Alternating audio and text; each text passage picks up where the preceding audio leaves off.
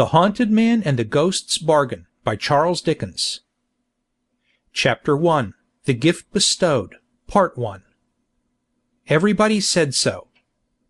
Far be it from me to assert that what everybody says must be true. Everybody is, often, as likely to be wrong as right. In the general experience, everybody has been wrong so often, and it has taken, in most instances, such a weary while to find out how wrong, that the authority is proved to be fallible. Everybody may sometimes be right, but that's no rule, as the ghost of Giles Scroggins says in the ballad. The dread word, ghost, recalls me. Everybody said he looked like a haunted man. The extent of my present claim for everybody is, that they were so far right. He did.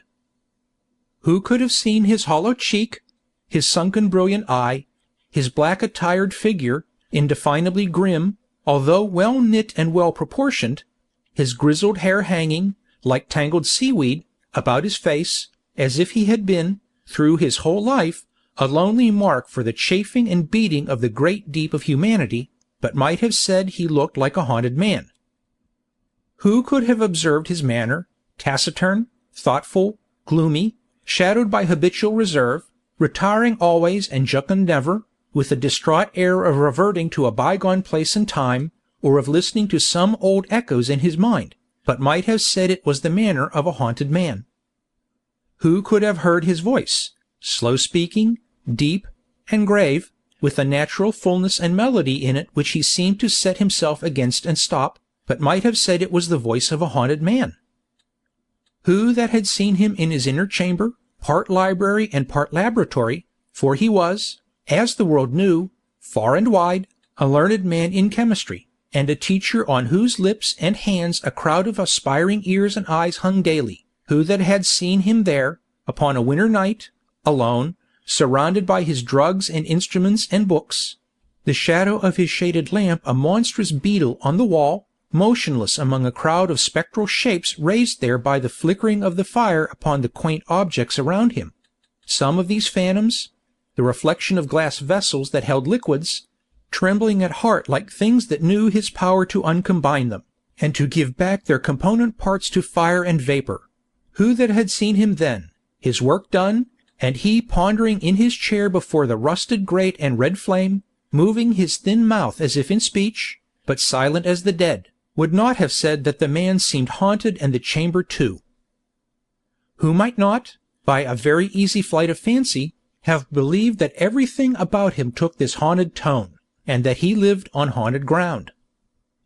His dwelling was so solitary and vault-like, an old, retired part of an ancient endowment for students, once a brave edifice, planted in an open place, but now the obsolete whim of forgotten architects, smoke, age, and weather-darkened, squeezed on every side by the overgrowing of the great city, and choked, like an old well, with stones and bricks, its small quadrangles, lying down in very pits formed by the streets and buildings, which, in the course of time, had been constructed above its heavy chimney-stalks, its old trees, insulted by the neighboring smoke, which deigned to droop so low when it was very feeble and the weather very moody, its grass-plots, struggling with the mildewed earth to be grass, or to win any show of compromise, its silent pavements, unaccustomed to the tread of feet, and even to the observation of eyes, except when a stray face looked down from the upper world, wondering what nook it was, its sundial in a little bricked-up corner, where no sun had straggled for 100 years, but where, in compensation for the sun's neglect, the snow would lie for weeks when it lay nowhere else, and the black east wind would spin like a huge humming top, when in all other places it was silent and still. His dwelling, at its heart and core, within doors, at his fireside, was so lowering and old, so crazy, yet so strong, with its worm-eaten beams of wood in the ceiling, and its sturdy floor shelving downward to the great oak chimney-piece, so environed and hemmed in by the pressure of the town, yet so remote in fashion, age, and custom, so quiet, yet so thundering with echoes when a distant voice was raised or a door was shut, echoes, not confined to the many low passages and empty rooms, but rumbling and grumbling till they were stifled in the heavy air of the forgotten crypt where the Norman arches were half buried in the earth. You should have seen him in his dwelling about twilight, in the dead winter time.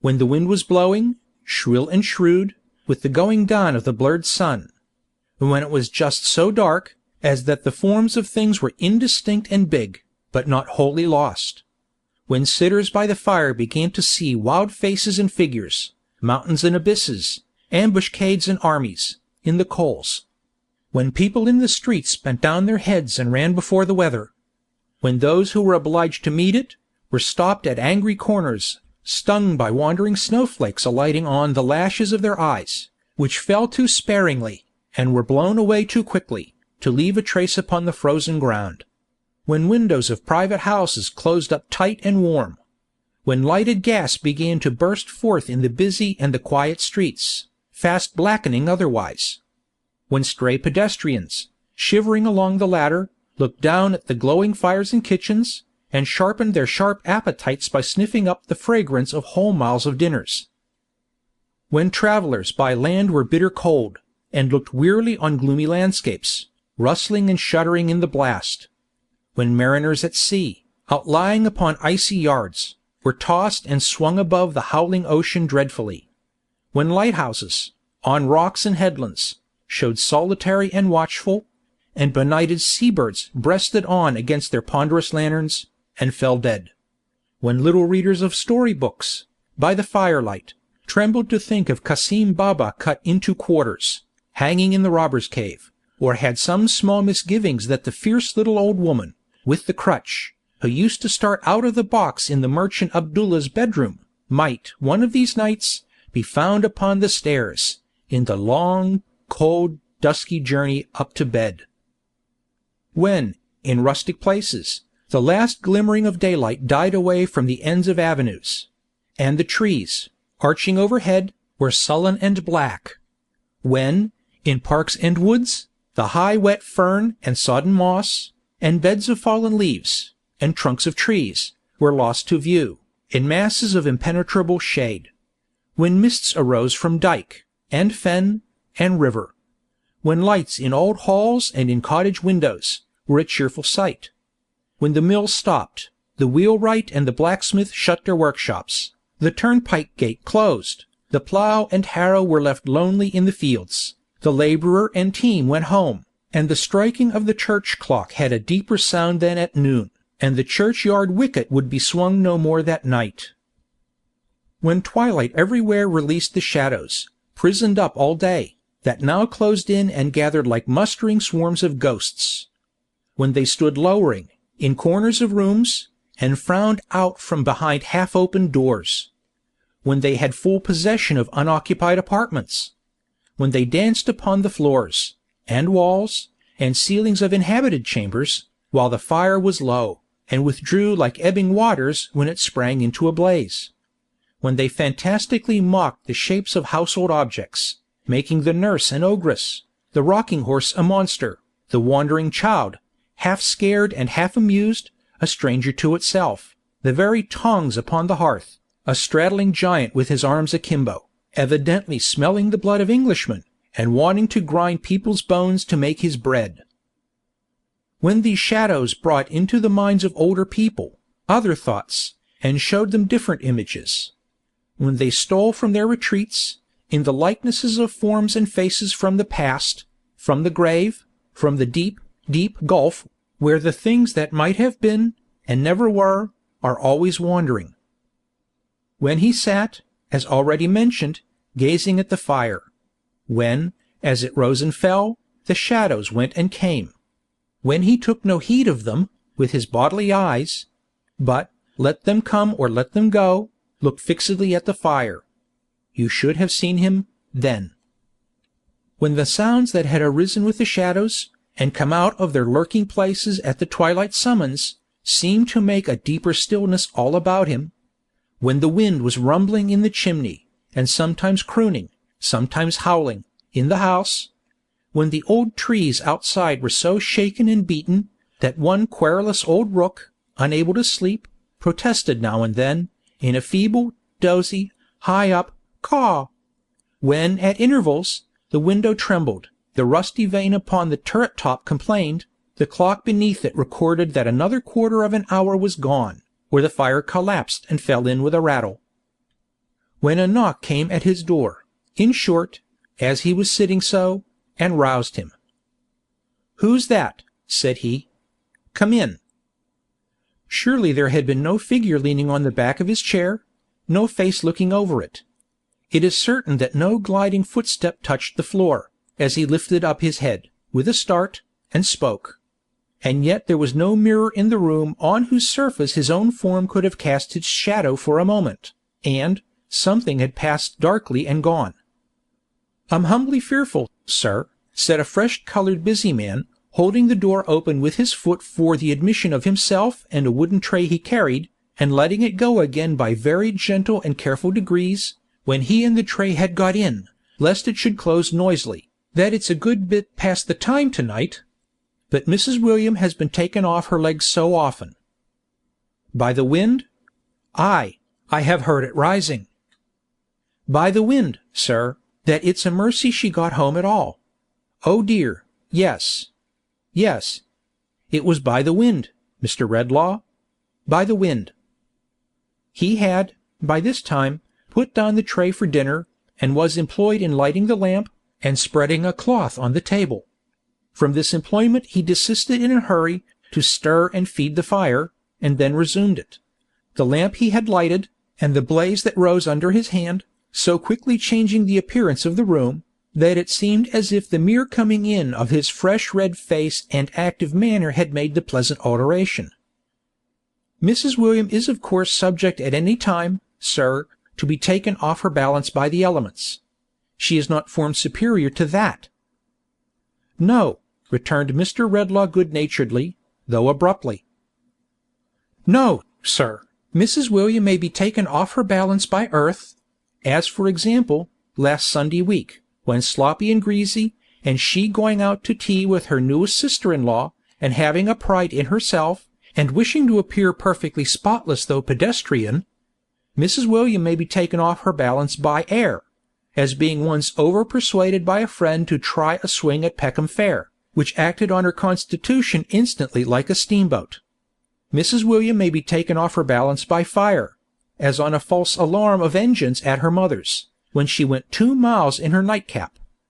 Mrs. William may be taken off her balance by water, as at Battersea, when rowed into the piers by her young nephew, Charlie Swidger, Jr., aged 12, who had no idea of boats whatever.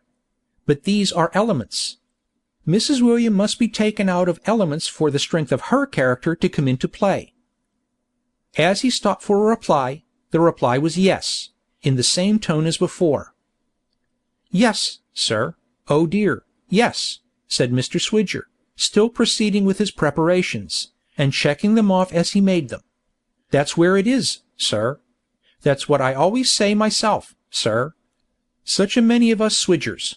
Pepper, why there's my father, sir, superannuated keeper and custodian of this institution, 87 years old. He's a Swidger. Spoon." "True, William," was the patient and abstracted answer, when he stopped again. "Yes, sir," said Mr. Swidger. "That's what I always say, sir. You may call him the trunk of the tree. Bread. When you come to his successor, my unworthy self, salt. And Mrs. William, Swidgers both. Knife and fork. Then you come to all my brothers and their families, Swidgers, man and woman, boy and girl. Why, what with cousins, uncles, aunts, and relationships of this, that, and t'other degree, and what not degree, and marriages, and lyings in, the Swidgers, tumbler, might take hold of hands, and make a ring round England." Receiving no reply at all here, from the thoughtful man whom he addressed, Mr. William approached him nearer, and made a feint of accidentally knocking the table with the decanter, to rouse him. The moment he succeeded, he went on, as if in great alacrity of acquiescence. "Yes, sir, that's just what I say myself, sir. Mrs. William and me have often said so. There's Swidgers enough, we say, without our voluntary contributions. Butter? In fact, sir, my father is a family in himself. Castors? To take care of. And it happens all for the best that we have no child of our own, though it's made Mrs. William rather quiet-like, too. Quite ready for the fowl and mashed potatoes, sir? Mrs. William said she'd dish in 10 minutes when I left the lodge. I am quite ready, said the other, waking as from a dream, and walking slowly to and fro.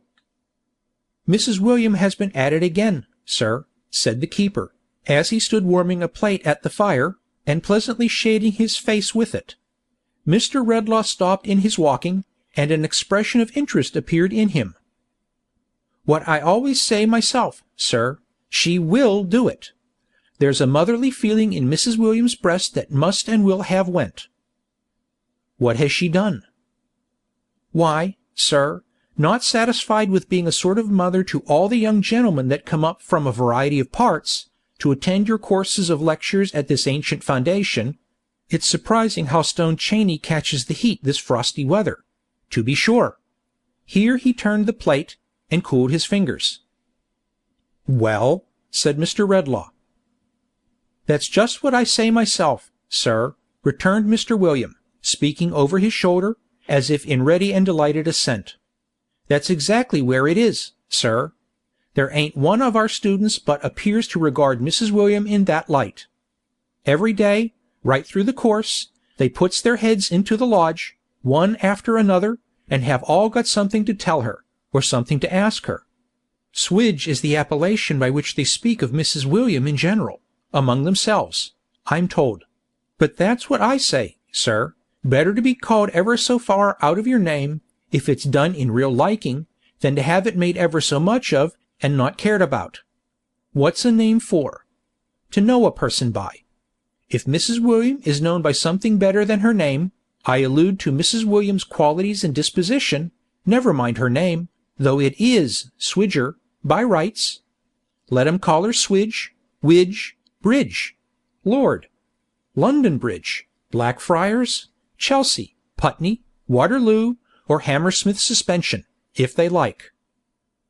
The close of this triumphant oration brought him and the plate to the table, upon which he half laid and half dropped it, with a lively sense of its being thoroughly heated, just as the subject of his praises entered the room, bearing another tray and a lantern, and followed by a venerable old man with long grey hair. Mrs. William, like Mr. William, was a simple, innocent-looking person, in whose smooth cheeks the cheerful red of her husband's official waistcoat was pleasantly repeated. But whereas Mr. William's light hair stood on end all over his head, and seemed to draw his eyes up with it in an excess of bustling readiness for anything, the dark brown hair of Mrs. William was carefully smoothed down, and waved away under a trim tidy cap, in the most exact and quiet manner imaginable. Whereas Mr. William's very trousers hitched themselves up at the ankles, as if it were not in their iron-grey nature to rest without looking about them, Mrs. William's neatly flowered skirts, red and white, like her own pretty face, were as composed and orderly, as if the very wind that blew so hard out of doors could not disturb one of their folds. Whereas his coat had something of a fly-away and half-off appearance about the collar and breast, her little bodice was so placid and neat that there should have been protection for her, in it, had she needed any, with the roughest people. Who could have had the heart to make so calm a bosom swell with grief, or throb with fear, or flutter with the thought of shame? To whom would its repose and peace not have appealed against disturbance, like the innocent slumber of a child? Punctual, of course, Milly, said her husband, relieving her of the tray, or it wouldn't be you. Here's Mrs. William, sir. He looks lonelier than ever tonight, whispering to his wife, as he was taking the tray, and ghostlier altogether. Without any show of hurry or noise, or any show of herself even, she was so calm and quiet, Milly set the dishes she had brought upon the table, Mr. William, after much clattering and running about, having only gained possession of a butter-boat of gravy, which he stood ready to serve. That the old man has in his arms?" asked Mr. Redlaw, as he sat down to his solitary meal. "Holly, sir," replied the quiet voice of Milly. "That's what I say myself, sir," interposed Mr. William, striking in with the butterboat. Berries is so seasonable to the time of year. Brown gravy? Another Christmas come, another year gone, murmured the chemist, with a gloomy sigh.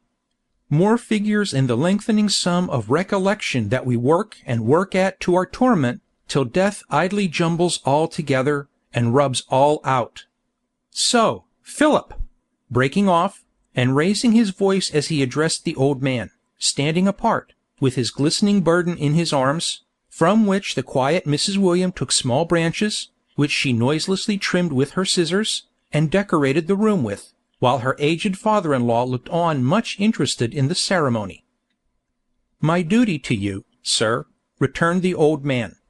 "Should have spoke before, sir, but know your ways, Mr. Redlaw, proud to say, and wait till spoke to.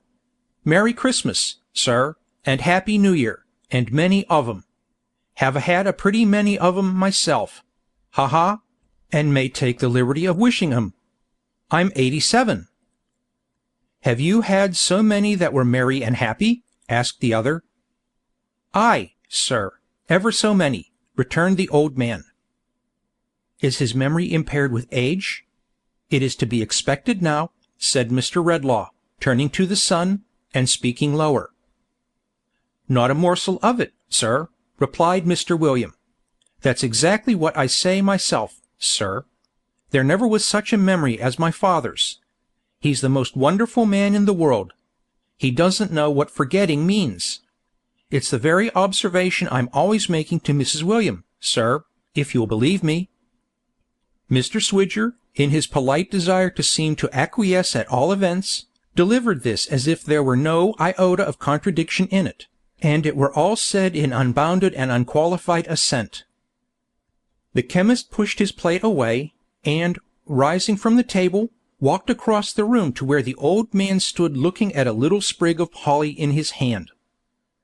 "It recalls the time when many of those years were old and new, then," he said, observing him attentively, and touching him on the shoulder.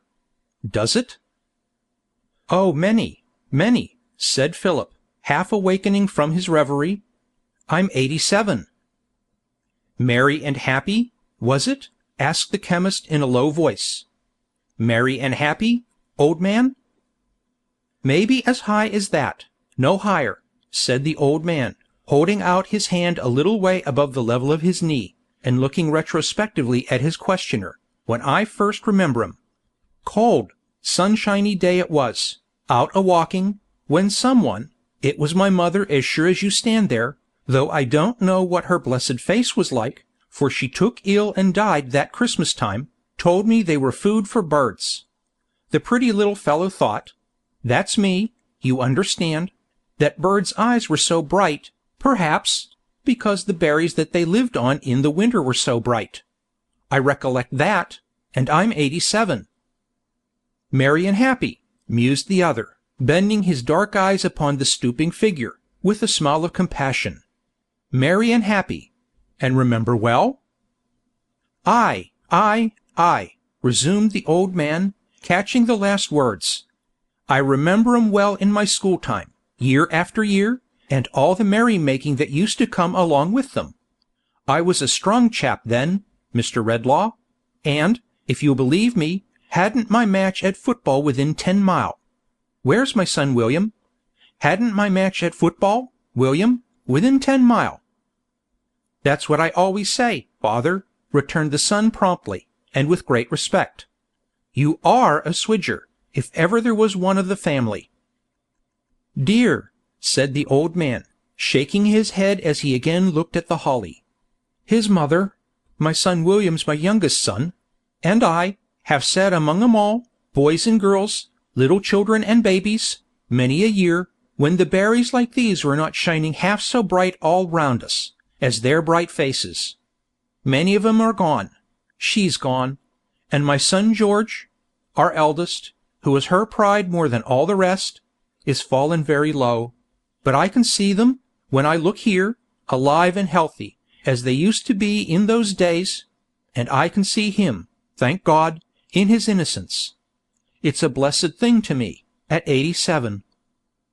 The keen look that had been fixed upon him with so much earnestness had gradually sought the ground. When my circumstances got to be not so good as formerly, through not being honestly dealt by, and I first come here to be custodian, said the old man, which was upwards of 50 years ago. Where's my son William? More than half a century ago, William. That's what I say, father, replied the son, as promptly and dutifully as before. That's exactly where it is. 2 times ought's an ought, and twice 5 10, and there's 100 of 'em. It was quite a pleasure to know that one of our founders, or more correctly speaking, said the old man, with a great glory in his subject and his knowledge of it, one of the learned gentlemen that helped endow us in Queen Elizabeth's time, for we were founded afore her day, left in his will, among the other bequests he made us, so much to buy holly, for garnishing the walls and windows, come Christmas. There was something homely and friendly in it. Being but strange here, then, and coming at Christmas time, we took a liking for his very picture that hangs in what used to be, anciently, afore our 10 poor gentlemen commuted for an annual stipend in money, our great dinner hall. A sedate gentleman in a peaked beard, with a ruff round his neck, and a scroll below him, in old English letters, Lord, keep my memory green. You know all about him, Mr. Redlaw? I know the portrait hangs there, Philip. Yes, sure, it's the second on the right, above the panelling.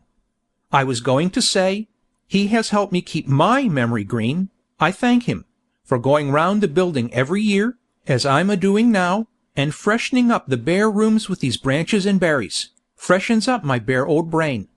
1 year brings back another, and that year another, and those others numbers. At last, it seems to me as if the birth time of our Lord was the birth time of all I have ever had affection for, or mourned for, or delighted in, and they're a pretty many, for I'm 87. Merry and happy, murmured Redlaw to himself. The room began to darken strangely. So you see, sir, pursued old Philip, whose hale wintry cheek had warmed into a ruddier glow, and whose blue eyes had brightened while he spoke, I have plenty to keep, when I keep this present season. Now where's my quiet mouse? Chattering's the sin of my time of life, and there's half a building to do yet, if the cold don't freeze us first, or the wind don't blow us away, or the darkness don't swallow us up.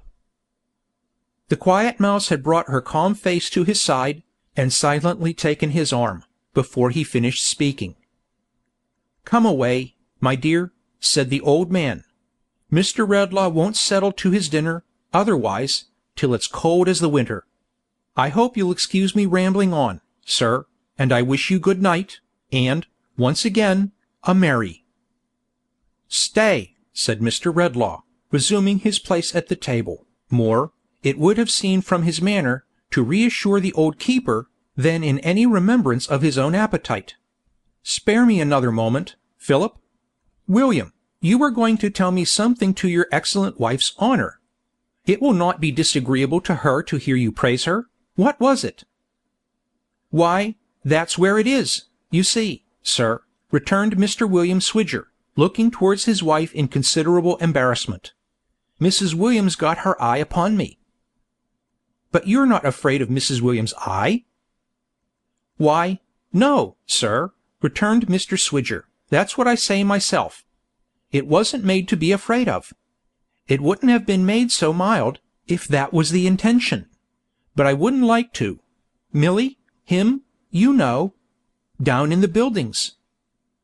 Mr. William, standing behind the table, and rummaging disconcertedly among the objects upon it, directed persuasive glances at Mrs. William, and secret jerks of his head and thumb at Mr. Redlaw, as alluring her towards him. Him, you know, my love, said Mr. William. Down in the buildings. Tell, my dear. You're the works of Shakespeare in comparison with myself. Down in the buildings, you know, my love. Student. Student? Repeated Mr. Redlaw, raising his head. That's what I say, sir, cried Mr. William, in the utmost animation of assent. If it wasn't the poor student down in the buildings, Why should you wish to hear it from Mrs. William's lips? Mrs. William, my dear, buildings? I didn't know, said Milly, with a quiet frankness, free from any haste or confusion, that William had said anything about it, or I wouldn't have come. I asked him not to. It's a sick young gentleman, sir, and very poor, I am afraid, who is too ill to go home this holiday time, and lives, unknown to anyone, in but a common kind of lodging for a gentleman, down in Jerusalem Buildings. That's all, sir. Why have I never heard of him? Said the chemist, rising hurriedly. Why has he not made his situation known to me? Sick? Give me my hat and cloak. Poor? What house? What number? Oh, you mustn't go there, sir, said Milly, leaving her father-in-law, and calmly confronting him with her collected little face and folded hands. Not go there?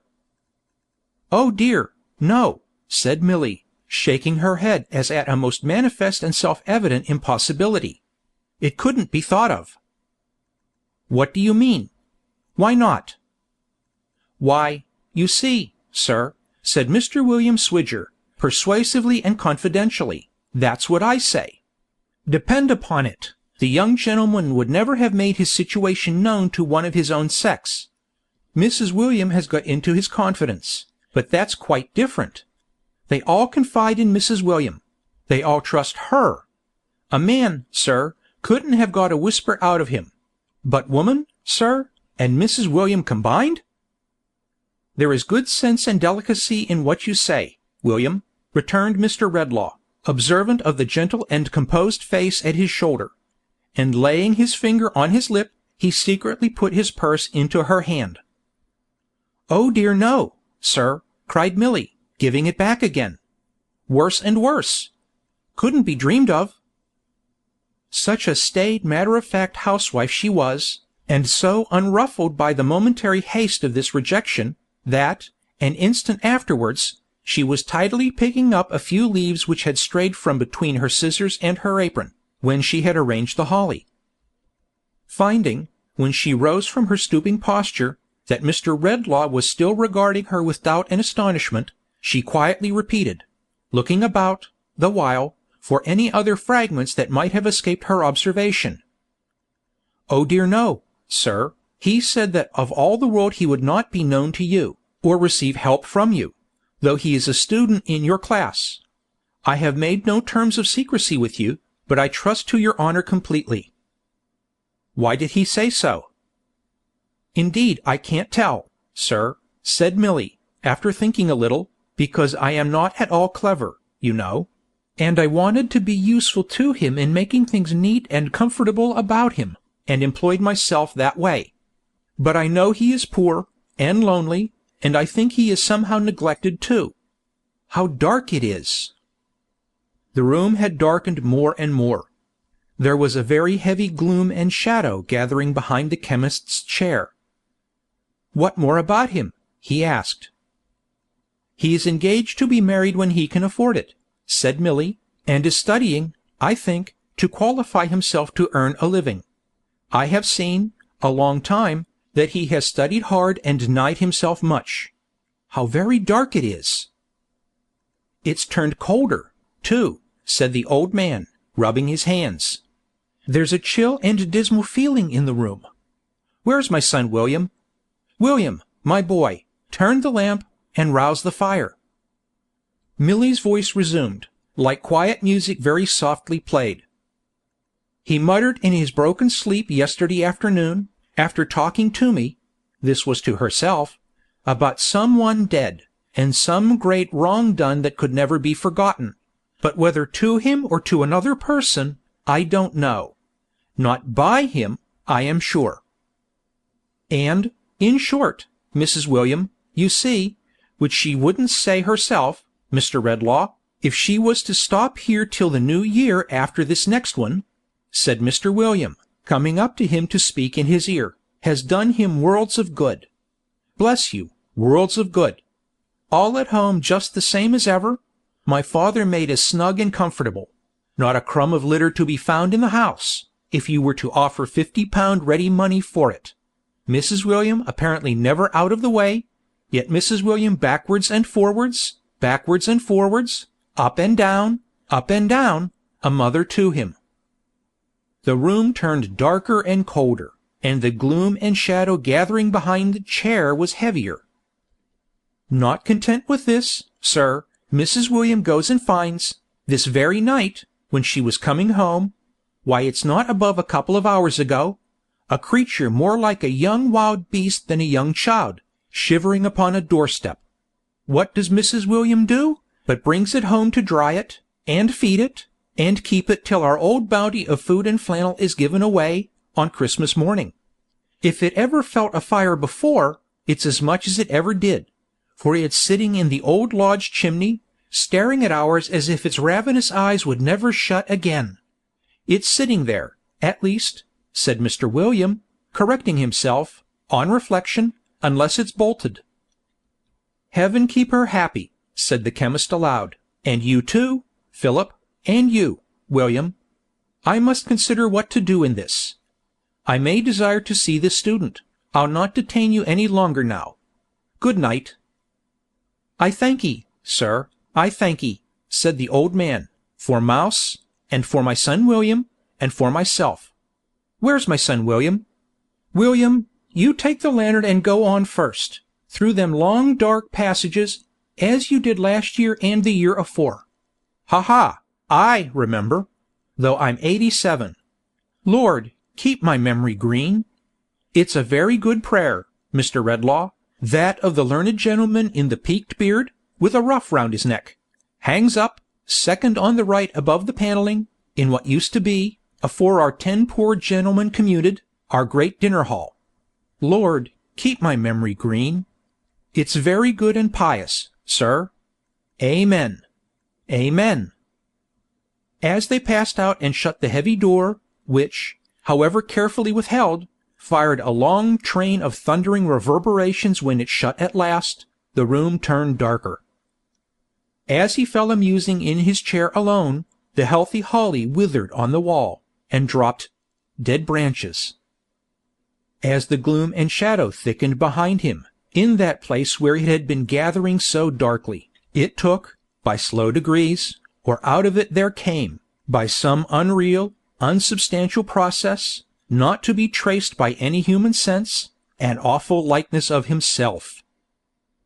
Ghastly and cold, colorless in his leaden face and hands, but with his features, and his bright eyes, and his grizzled hair, and dressed in the gloomy shadow of his dress, it came into his terrible appearance of existence, motionless, without a sound. As he leaned his arm upon the elbow of his chair, ruminating before the fire, it leaned upon the chair back, close above him, with its appalling copy of his face looking where his face looked, and bearing the expression his face bore. This, then, was the something that had passed and gone already. This was the dread companion of the haunted man. It took, for some moments, no more apparent heed of him than he of it. The Christmas waits were playing somewhere in the distance, and, through his thoughtfulness, he seemed to listen to the music. It seemed to listen too. At length he spoke, without moving or lifting up his face. "Here again?" he said. "Here again," replied the phantom. "I see you in the fire," said the haunted man. "I hear you in music, in the wind, in the dead stillness of the night." The phantom moved its head, assenting. "Why do you come, to haunt me thus?" "I come as I am called," replied the ghost. "No. Unbidden," exclaimed the chemist. "Unbidden be it," said the spectre. "It is enough. I am here."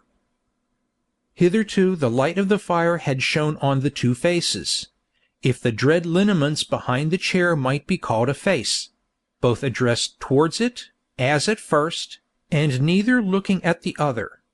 But, now, the haunted man turned, suddenly, and stared upon the ghost. The ghost, as sudden in its motion, passed to before the chair, and stared on him. the living man, and the animated image of himself dead, might so have looked, the one upon the other. An awful survey, in a lonely and remote part of an empty old pile of building, on a winter night, with the loud wind going upon its journey of mystery whence or whither, no man knowing since the world began, and the stars, in unimaginable millions, glittering through it, from eternal space, where the world's bulk is as a grain, and its hoary age is infancy. "Look upon me," said the spectre. "I am he, neglected in my youth, and miserably poor, who strove and suffered, and still strove and suffered, until I hewed out knowledge from the mine where it was buried, and made rugged steps thereof, for my worn feet to rest and rise on." "I am that man," returned the chemist. "No mother's self-denying love," pursued the phantom, "no father's counsel, aided me. A stranger came into my father's place when I was but a child, and I was easily alien from my mother's heart. My parents, at the best, were of that sort whose care soon ends, and whose duty is soon done, who cast their offspring loose, early, as birds do theirs, and, if they do well, claim the merit, and, if ill, the pity." It paused, and seemed to tempt and goad him with its look, and with the manner of its speech, and with its smile. "I am he," pursued the phantom, "who, in this struggle upward, found a friend. I made him, won him, bound him to me. We worked together, side by side. All the love and confidence that in my earlier youth had had no outlet, and found no expression, I bestowed on him." "Not all," said Redlaw, hoarsely. "No, not all," returned the phantom. "I had a sister." The haunted man, with his head resting on his hands, replied, "I had." The phantom, with an evil smile, drew closer to the chair, and resting its chin upon its folded hands upon the back, and looking down into his face with searching eyes, that seemed instinct with fire, went on. "Such glimpses of the light of home as I had ever known, had streamed from her. How young she was, how fair, how loving! I took her to the first poor roof that I was master of, and made it rich. She came into the darkness of my life, and made it bright. She is before me. I saw her, in the fire, but now I hear her in music, in the wind, in the dead stillness of the night," returned the haunted man. "Did he love her?" said the phantom, echoing his contemplative tone. "I think he did, once. I am sure he did.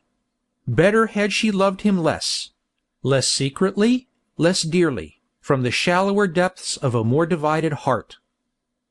"Let me forget it," said the chemist, with an angry motion of his hand. "Let me blot it from my memory." The spectre, without stirring, and with its unwinking, cruel eyes still fixed upon his face, went on. "A dream, like hers, stole upon my own life." "It did," said Redlaw. "A love, as like hers," pursued the phantom, "as my inferior nature might cherish, arose in my own heart. I was too poor to bind its object to my fortune then, by any thread of promise or entreaty. I loved her far too well, to seek to do it. But, more than ever I had striven in my life, I strove to climb. Only an inch gained, brought me something nearer to the height. I toiled up. In the late pauses of my labor at that time, my sister, sweet companion, still sharing with me the expiring embers and cooling hearth, when day was breaking, what pictures of the future did I see! I saw them, in the fire, but now," he murmured, "they come back to me in music, in the wind, in the dead stillness of the night, in the revolving years. Pictures of my own domestic life, in after-time, with her who was the inspiration of my toil.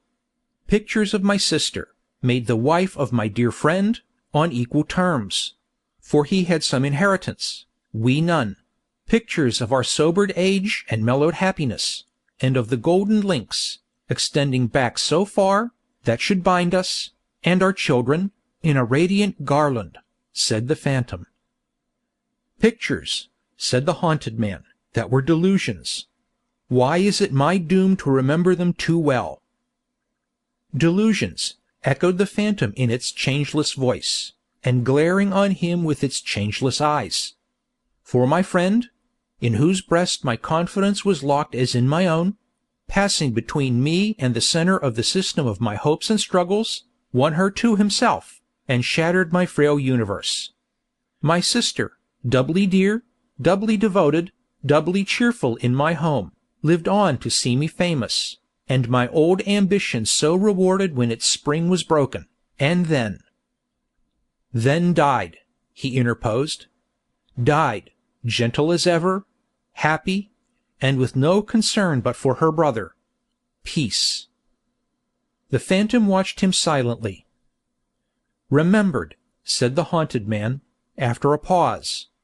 Yes, so well remembered, that even now, when years have passed, and nothing is more idle or more visionary to me than the boyish love so long outlived, I think of it with sympathy, as if it were a younger brother's or a son's.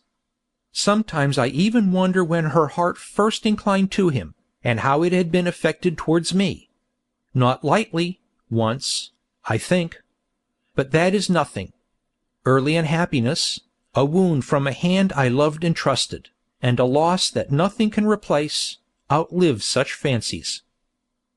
Thus, said the phantom, I bear within me a sorrow and a wrong. Thus I prey upon myself. Thus, memory is my curse, and, if I could forget my sorrow and my wrong, I would. Mocker, said the chemist, leaping up, and making, with a wrathful hand, at the throat of his other self. Why have I always that taunt in my ears? Forbear, exclaimed the spectre in an awful voice. Lay a hand on me, and die. He stopped midway, as if its words had paralyzed him, and stood looking on it. It had glided from him. It had its arm raised high in warning, and a smile passed over its unearthly features, as it reared its dark figure in triumph. If I could forget my sorrow and wrong, I would, the ghost repeated. If I could forget my sorrow and wrong, I would. Evil spirit of myself, returned the haunted man, in a low trembling tone, my life is darkened by that incessant whisper. It is an echo, said the phantom. If it be an echo of my thoughts, as now, indeed, I know it is, rejoined the haunted man, why should I, therefore, be tormented? It is not a selfish thought. I suffer it to range beyond myself. All men and women have their sorrows, most of them their wrongs. Ingratitude, and sordid jealousy, and interest, besetting all degrees of life. Who would not forget their sorrows and their wrongs? Who would not, truly, be happier and better for it, said the phantom.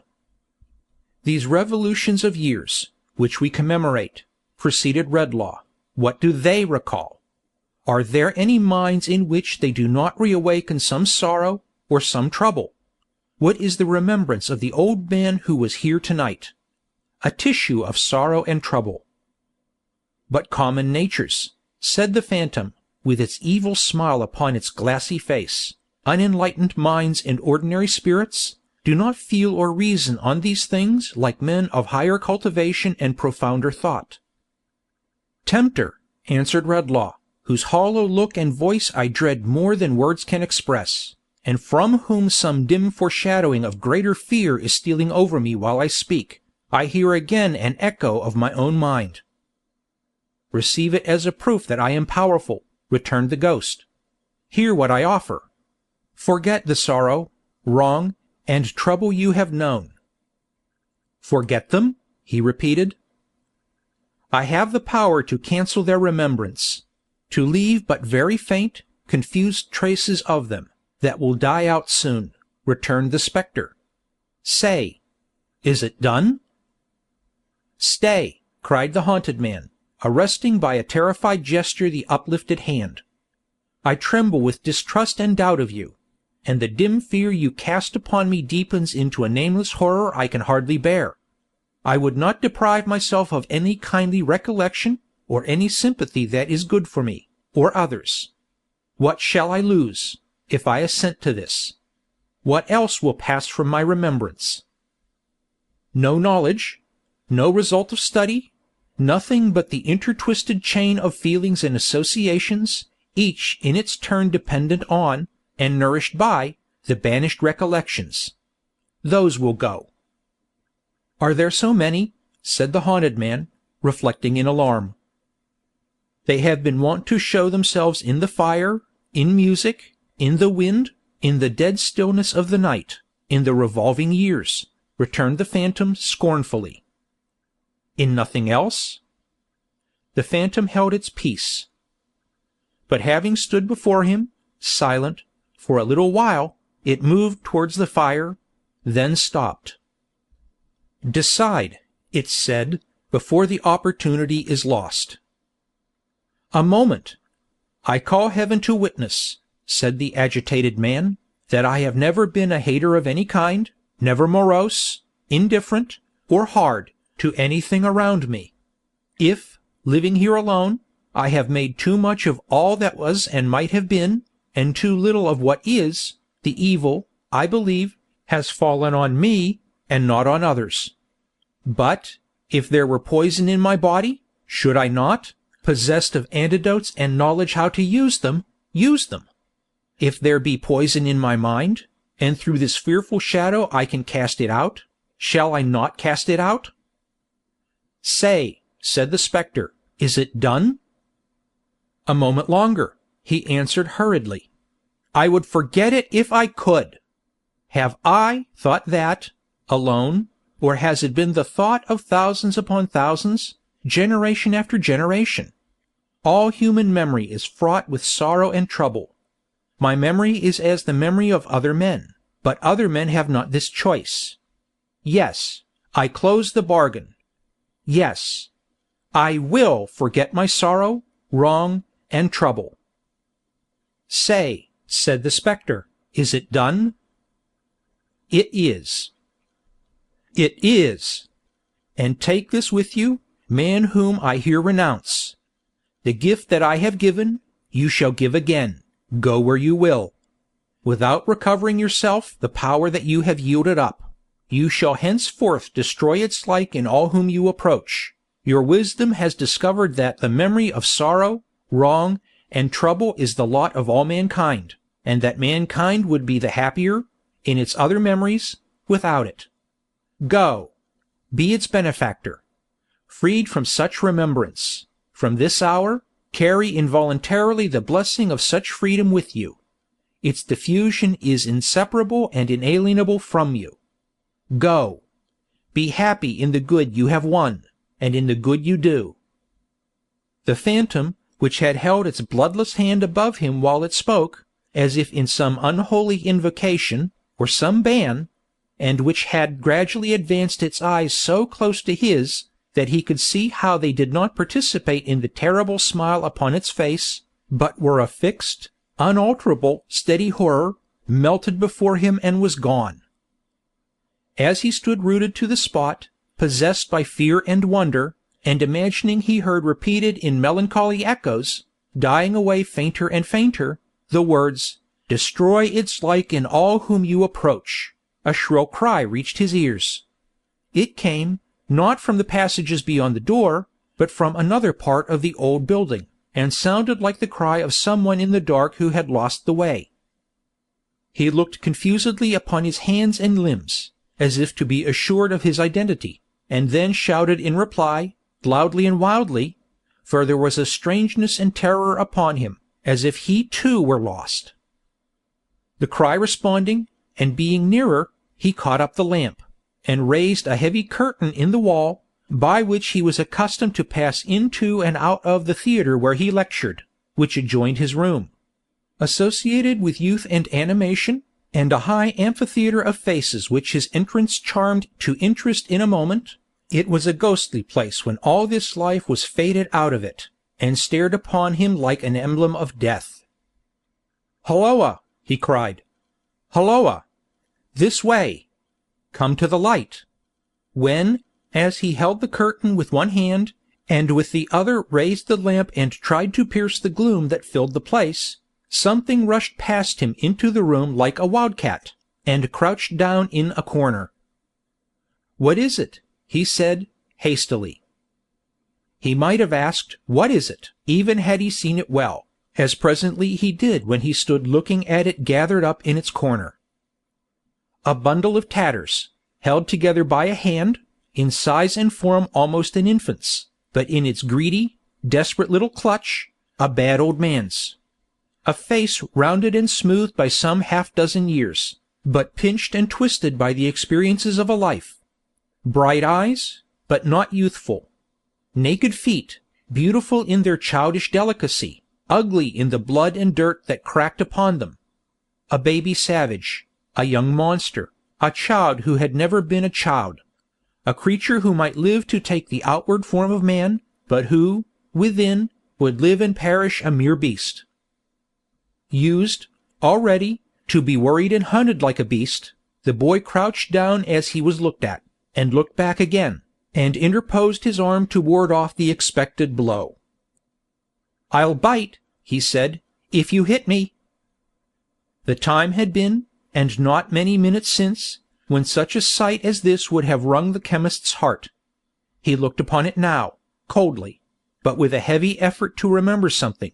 He did not know what. He asked the boy what he did there, and whence he came. "Where's the woman?" he replied. "I want to find the woman." "Who?" "The woman.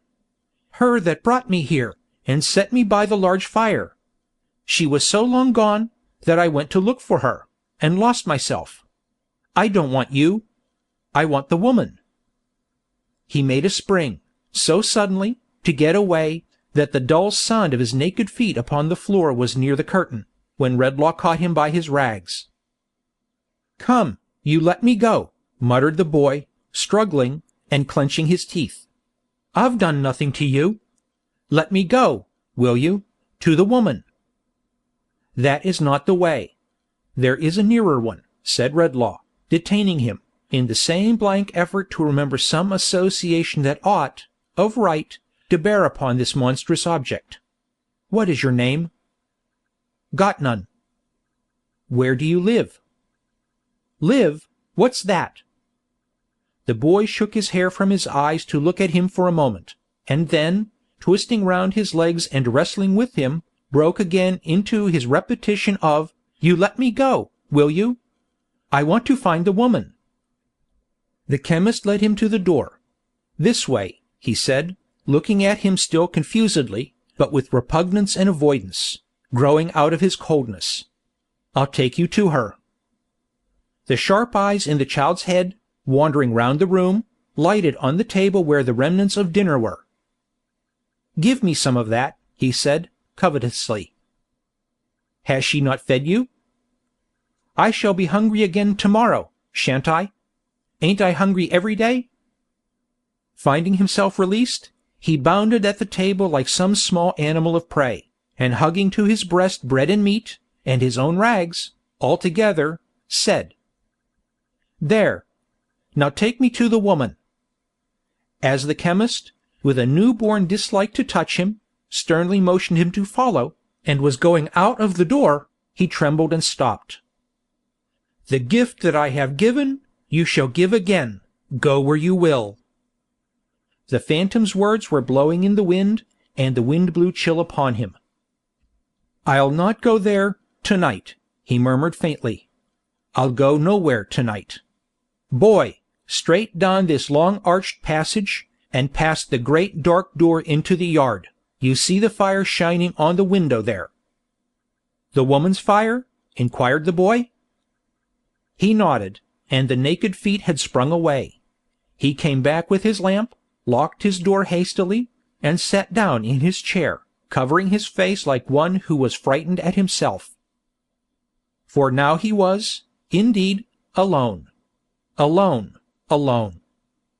A small man sat in a small parlor, partitioned off from a small shop by a small screen, pasted all over with small scraps of newspapers. In company with the small man was almost any amount of small children you may please to name. At least it seemed so.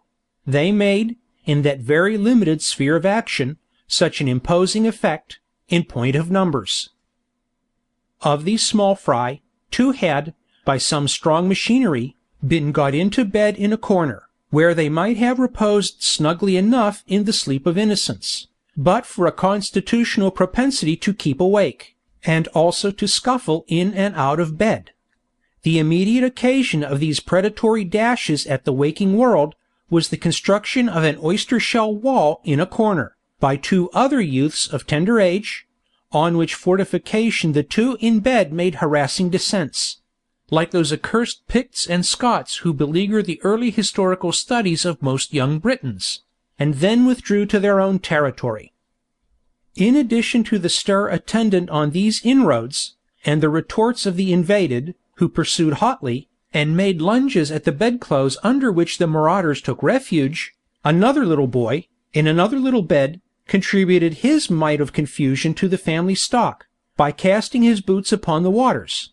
In other words, by launching these and several small objects, inoffensive in themselves, though of a hard substance considered as missiles, at the disturbers of his repose, who were not slow to return these compliments. Besides which, another little boy, the biggest there, but still little, was tottering to and fro, bent on one side, and considerably affected in his knees by the weight of a large baby, which he was supposed by a fiction that obtains sometimes in sanguine families, to be hushing to sleep. But oh, the inexhaustible regions of contemplation and watchfulness into which this baby's eyes were then only beginning to compose themselves to stare over his unconscious shoulder! It was a very Moloch of a baby, on whose insatiate altar the whole existence of this particular young brother was offered up a daily sacrifice. Its personality may be said to have consisted in its never being quiet, in any one place, for 5 consecutive minutes, and never going to sleep when required. Tedderby's baby was as well known in the neighborhood as the postman or the potboy.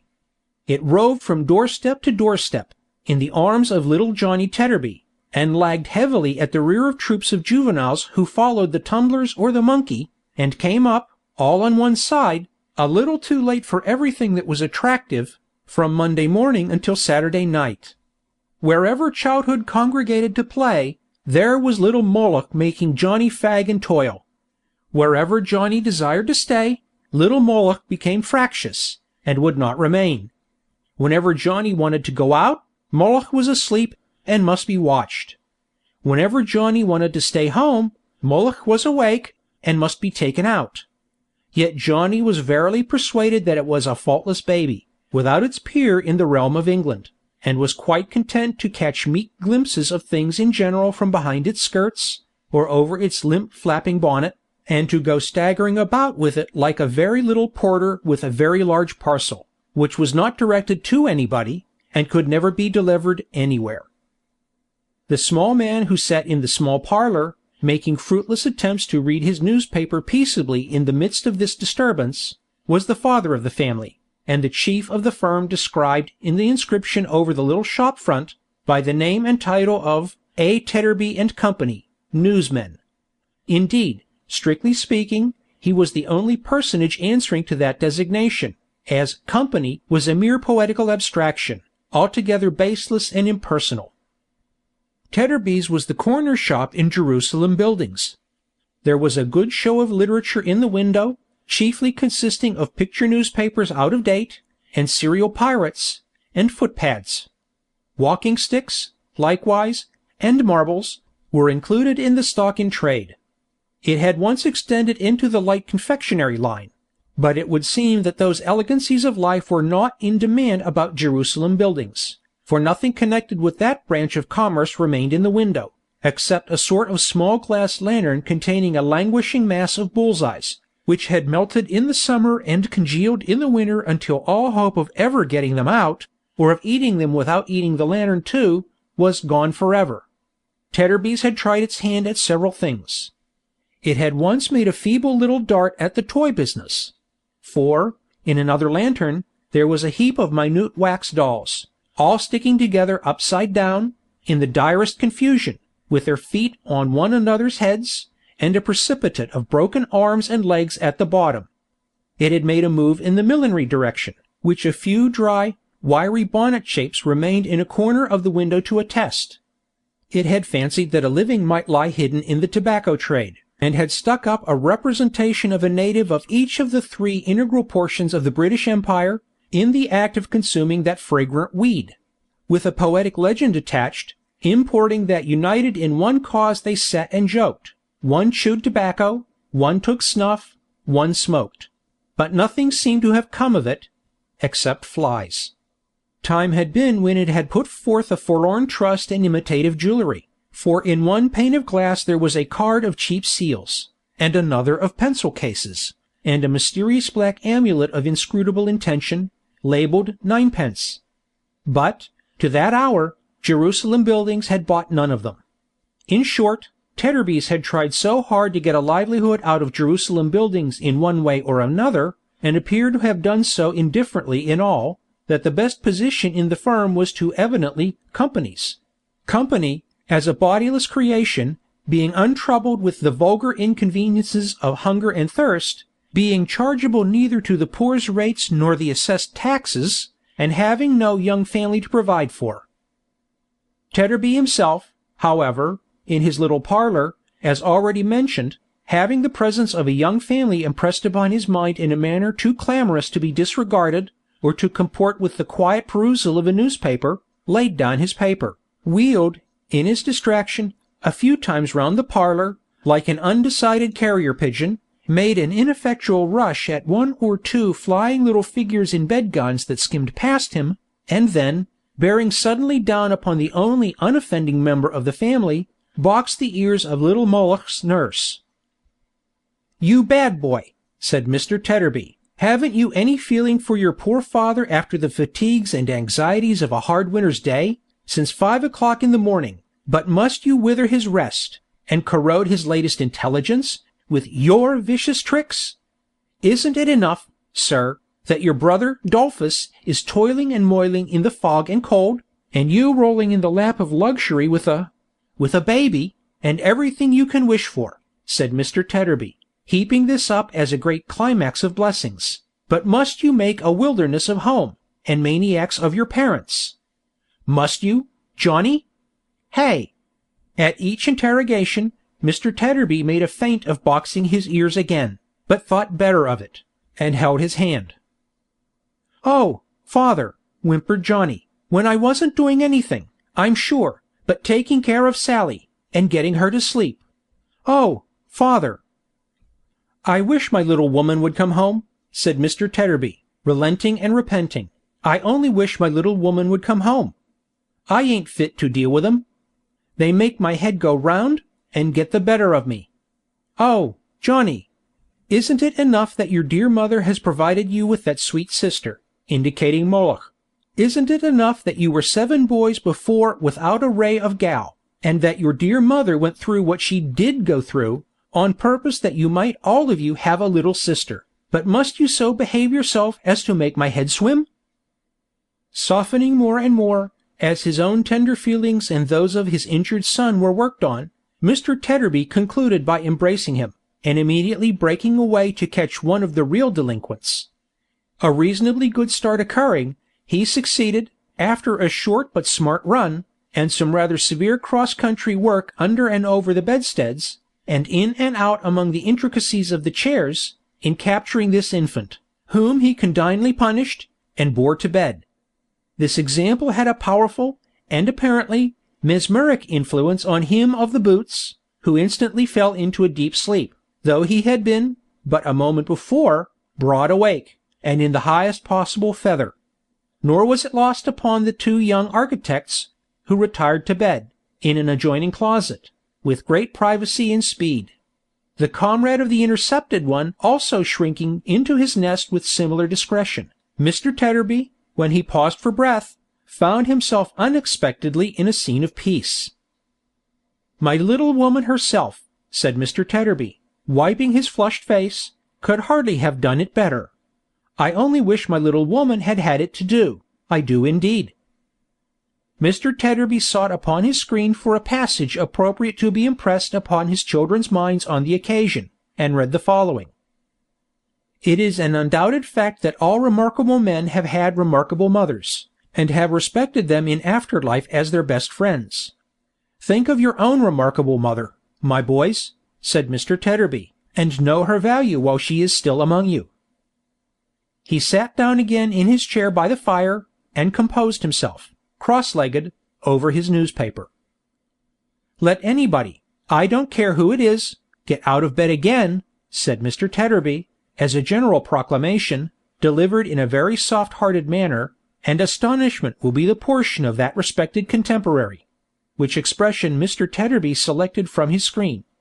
"Johnny, my child, take care of your only sister, Sally, for she's the brightest gem that ever sparkled on your early brow."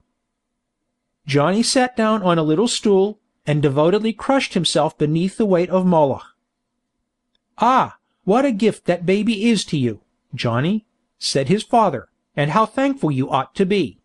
It is not generally known, Johnny," he was now referring to the screen again, "but it is a fact ascertained, by accurate calculations, that the following immense percentage of babies never attain to 2 years old.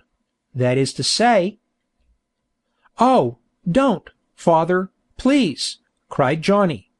"I can't bear it, when I think of Sally." Mr. Tedderby desisting, Johnny, with a profound sense of his trust, wiped his eyes, and hushed his sister. "Your brother Dolphus," said his father, poking the fire, "is late tonight, Johnny, and will come home like a lump of ice. What's got your precious mother?" "Here's mother, and Dolphus too, father," exclaimed Johnny, "I think." "You're right," returned his father, listening. "Yes, that's the footstep of my little woman." The process of induction, by which Mr. Tedderby had come to the conclusion that his wife was a little woman, was his own secret. She would have made 2 editions of himself, very easily. Considered as an individual, she was rather remarkable for being robust and portly, but considered with reference to her husband, her dimensions became magnificent.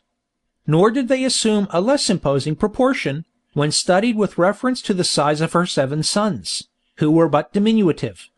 In the case of Sally, however, Mrs. Tedderby had asserted herself, at last, as nobody knew better than the victim Johnny, who weighed and measured that exacting idol every hour in the day. Mrs. Tedderby, who had been marketing, and carried a basket, threw back her bonnet and shawl, and sitting down, fatigued, commanded Johnny to bring his sweet charge to her straightway, for a kiss. Johnny having complied, and gone back to his stool, and again crushed himself, Master Adolphus Tedderby, who had by this time unwound his torso out of a prismatic comforter, apparently interminable, requested the same favor.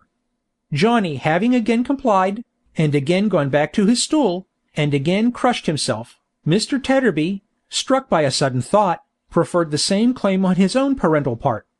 The satisfaction of this third desire completely exhausted the sacrifice, who had hardly breath enough left to get back to his stool, crush himself again, and pant at his relations. "Whatever you do, Johnny," said Mrs. Tedderby, shaking her head, "take care of her, or never look your mother in the face again." "Nor your brother," said Adolphus. "Nor your father, Johnny," added Mr. Tedderby. Johnny, much affected by this conditional renunciation of him, looked down at Moloch's eyes to see that they were all right, so far, and skilfully patted her back, which was uppermost, and rocked her with his foot. "Are you wet, Dolphus, my boy?" said his father. "Come and take my chair, and dry yourself." "No, father, thankee," said Adolphus, smoothing himself down with his hands. "I ain't very wet, I don't think. Does my face shine much, father?" "Well, it does look waxy, my boy," returned Mr. Tedderby. "It's the weather, father," said Adolphus, polishing his cheeks on the worn sleeve of his jacket. "What with rain, and sleet, and wind, and snow, and fog, my face gets quite brought out into a rash sometimes. And shines, it does. Oh, don't it, though?"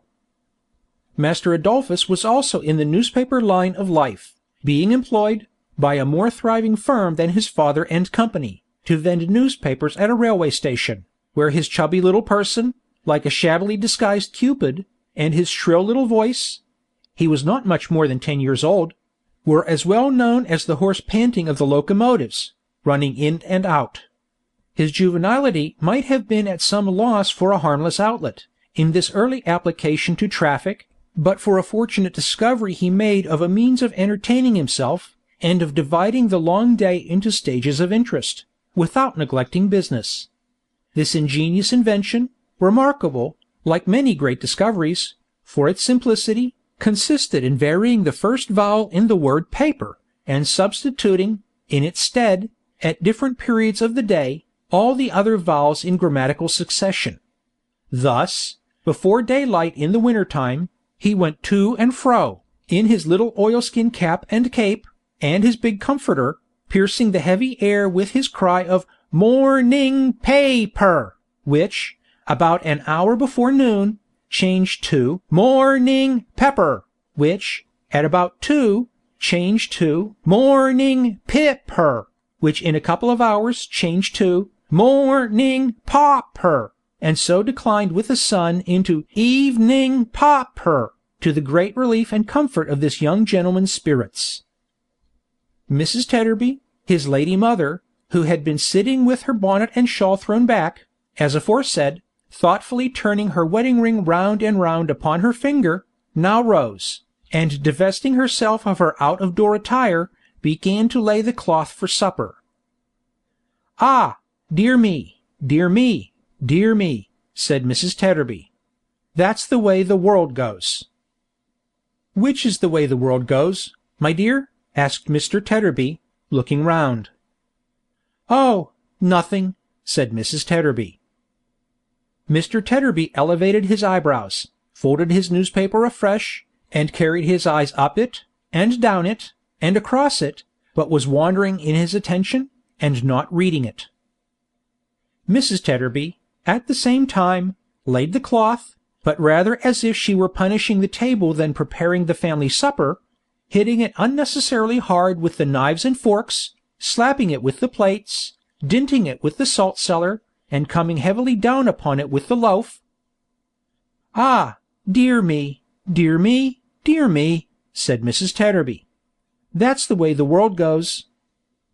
"My duck," returned her husband, looking round again, "you said that before. Which is the way the world goes?" "Oh, nothing," said Mrs. Tedderby. "Sophia," remonstrated her husband, "you said that before, too." "Well, I'll say it again if you like," returned Mrs. Tedderby. "Oh, nothing. There. And again if you like. Oh, nothing. There. And again if you like. Oh, nothing. Now then." Mr. Tedderby brought his eye to bear upon the partner of his bosom, and said, in mild astonishment, "My little woman, what has put you out?" "I'm sure I don't know," she retorted. "Don't ask me. Who said I was put out at all? I never did." Mr. Tedderby gave up the perusal of his newspaper as a bad job, and, taking a slow walk across the room, with his hands behind him, and his shoulders raised, his gait according perfectly with the resignation of his manner, addressed himself to his 2 eldest offspring. "Your supper will be ready in a minute, Dolphus," said Mr. Tedderby. "Your mother has been out in the wet, to the cook's shop, to buy it. It was very good of your mother so to do. You shall get some supper too, very soon, Johnny. Your mother's pleased with you, my man, for being so attentive to your precious sister."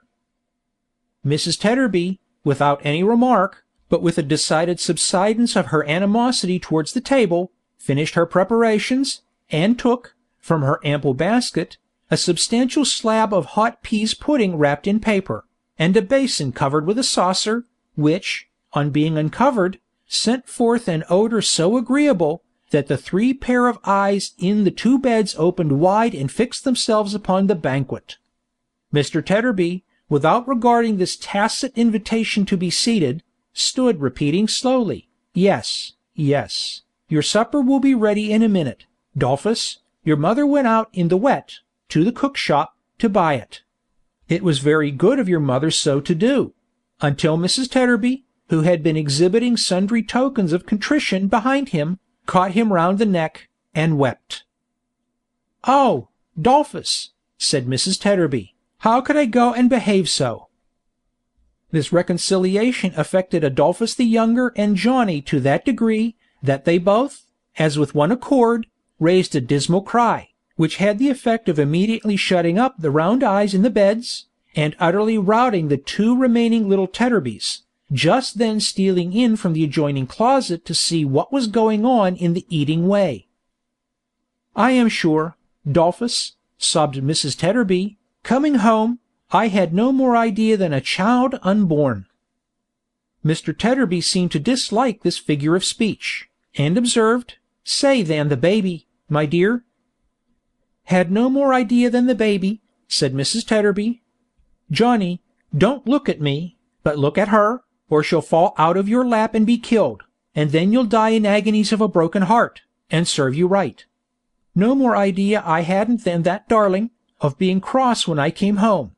But somehow, Dolphus—" Mrs. Tedderby paused, and again turned her wedding ring round and round upon her finger. "I see," said Mr. Tedderby. "I understand. My little woman was put out. Hard times, and hard weather, and hard work, make it trying now and then. I see, bless your soul. No wonder. Dolph, my man," continued Mr. Tedderby, exploring the basin with a fork, "here's your mother been and bought, at the cook shop, besides peas pudding, a whole knuckle of a lovely roast leg of pork, with lots of cracklins left upon it, and with seasoning gravy and mustard quite unlimited. Hand in your plate, my boy, and begin while it's simmering." Master Adolphus, needing no second summons, received his portion with eyes rendered moist by appetite, and withdrawing to his particular stool, fell upon his supper tooth and nail. Johnny was not forgotten, but received his rations on bread, lest he should, in a flush of gravy, trickle any on the baby. He was required, for similar reasons, to keep his pudding, when not on active service, in his pocket.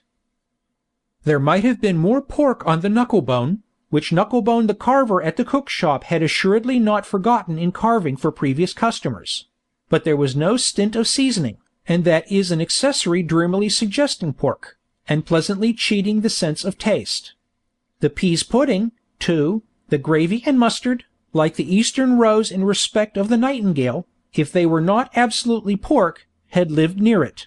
So, upon the whole, there was the flavor of a middle-sized pig. It was irresistible to the Tedderbys in bed, who, though professing to slumber peacefully, crawled out when unseen by their parents, and silently appealed to their brothers for any gastronomic token of fraternal affection. They, not hard of heart, presented scraps in return. It resulted that a party of light skirmishers in nightgowns were careering about the parlor all through supper, which harassed Mr. Tedderby exceedingly, and once or twice imposed upon him the necessity of a charge, before which these guerrilla troops retired in all directions and in great confusion. Mrs. Tedderby did not enjoy her supper. There seemed to be something on Mrs. Tedderby's mind. At one time she laughed without reason, and at another time she cried without reason, and at last she laughed and cried together in a manner so very unreasonable that her husband was confounded. "My little woman," said Mr. Tedderby, "if the world goes that way, it appears to go the wrong way, and to choke you." "Give me a drop of water," said Mrs. Tedderby, struggling with herself, "and don't speak to me for the present, or take any notice of me. Don't do it." Mr. Tedderby, having administered the water, turned suddenly on the unlucky Johnny, who was full of sympathy, and demanded why he was wallowing there, in gluttony and idleness, instead of coming forward with the baby, that the sight of her might revive his mother. Johnny immediately approached, borne down by its weight; but Mrs. Tedderby holding out her hand to signify that she was not in a condition to bear that trying appeal to her feelings, he was interdicted from advancing another inch, on pain of perpetual hatred from all his dearest connections, and accordingly retired to his stool again, and crushed himself as before. After a pause, Mrs. Tedderby said she was better now, and began to laugh. "My little woman," said her husband, dubiously, "are you quite sure you're better? Or are you, Sophia, about to break out in a fresh direction?" "No, Dolphus, no," replied his wife. "I am quite myself." With that, settling her hair, and pressing the palms of her hands upon her eyes, she laughed again. "What a wicked fool I was, to think so for a moment," said Mrs. Tedderby. "Come nearer, Dolphus, and let me ease my mind, and let me tell you what I mean. Let me tell you all about it." Mr. Tedderby bringing his chair closer, Mrs. Tedderby laughed again, gave him a hug, and wiped her eyes. "You know, Dolphus, my dear," said Mrs. Tedderby, "that when I was single, I might have given myself away in several directions. At one time, 4 after me at once. 2 of them were sons of Mars." "We're all sons of Mars, my dear," said Mr. Tedderby, "jointly with Pa's." "I don't mean that," replied his wife, "I mean soldier sergeants." "Oh," said Mr. Tedderby. "Well, Dolphus, I'm sure I never think of such things now, to regret them. And I'm sure I've got as good a husband, and would do as much to prove that I was fond of him, as any little woman in the world," said Mr. Tedderby. "Very good. Very good." If Mr. Tedderby had been 10 feet high, he could not have expressed a gentler consideration for Mrs. Tedderby's fairy-like stature, and if Mrs. Tedderby had been 2 feet high, she could not have felt it more appropriately her due.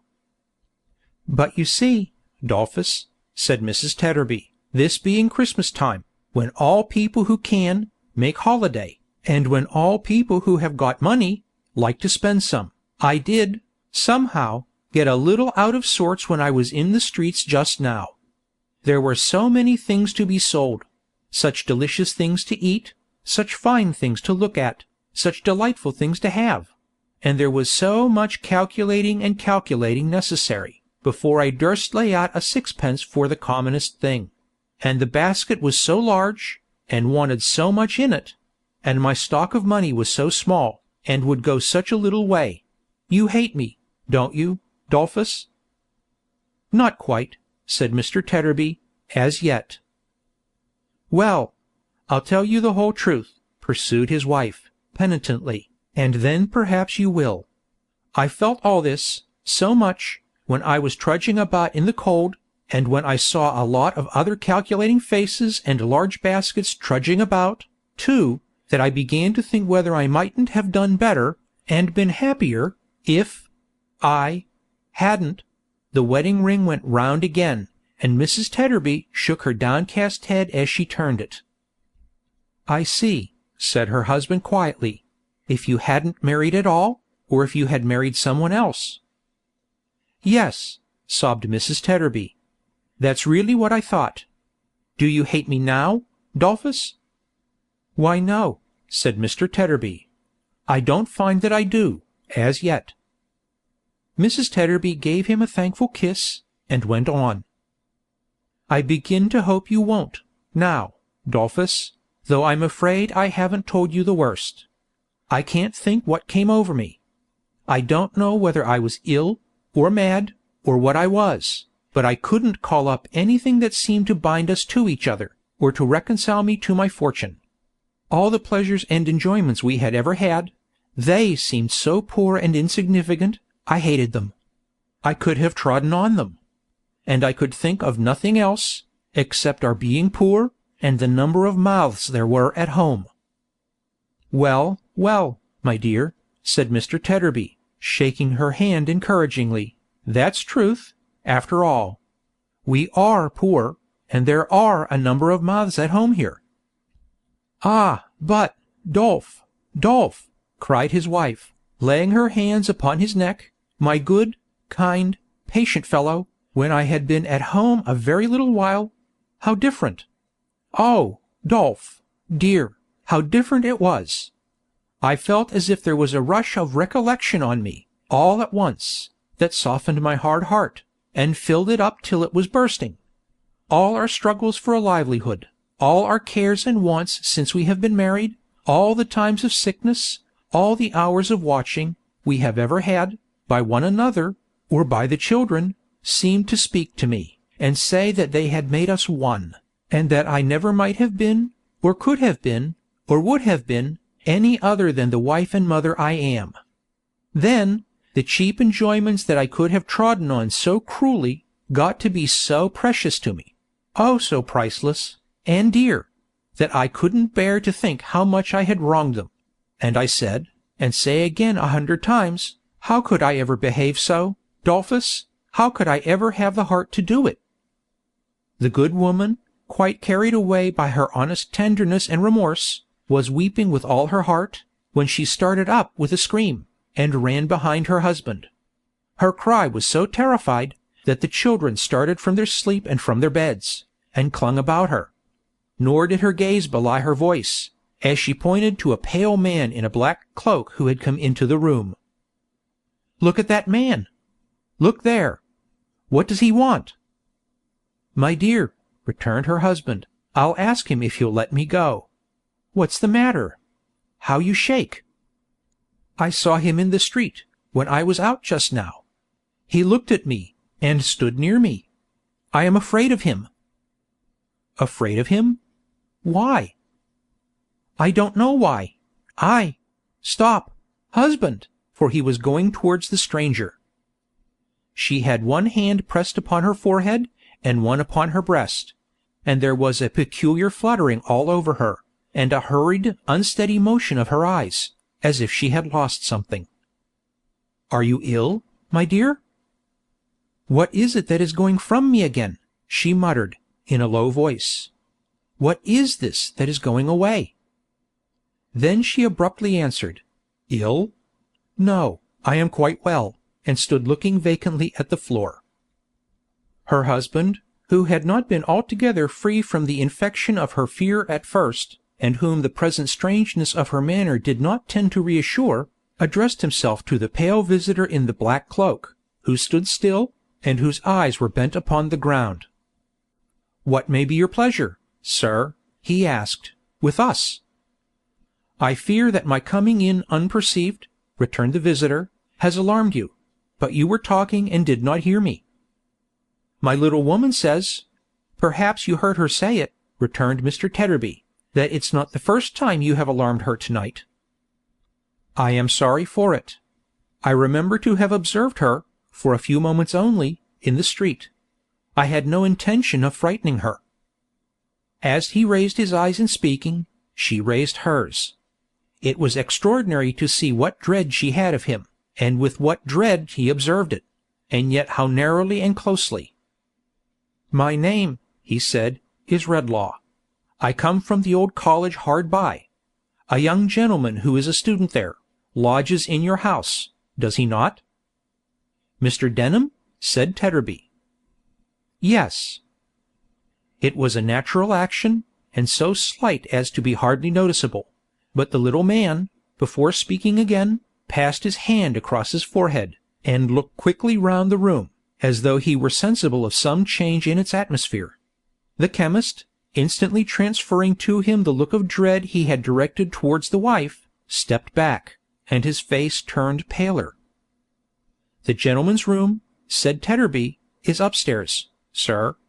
There's a more convenient private entrance, but as you have come in here, it will save your going out into the cold, if you'll take this little staircase, showing one communicating directly with the parlor, and go up to him that way, if you wish to see him."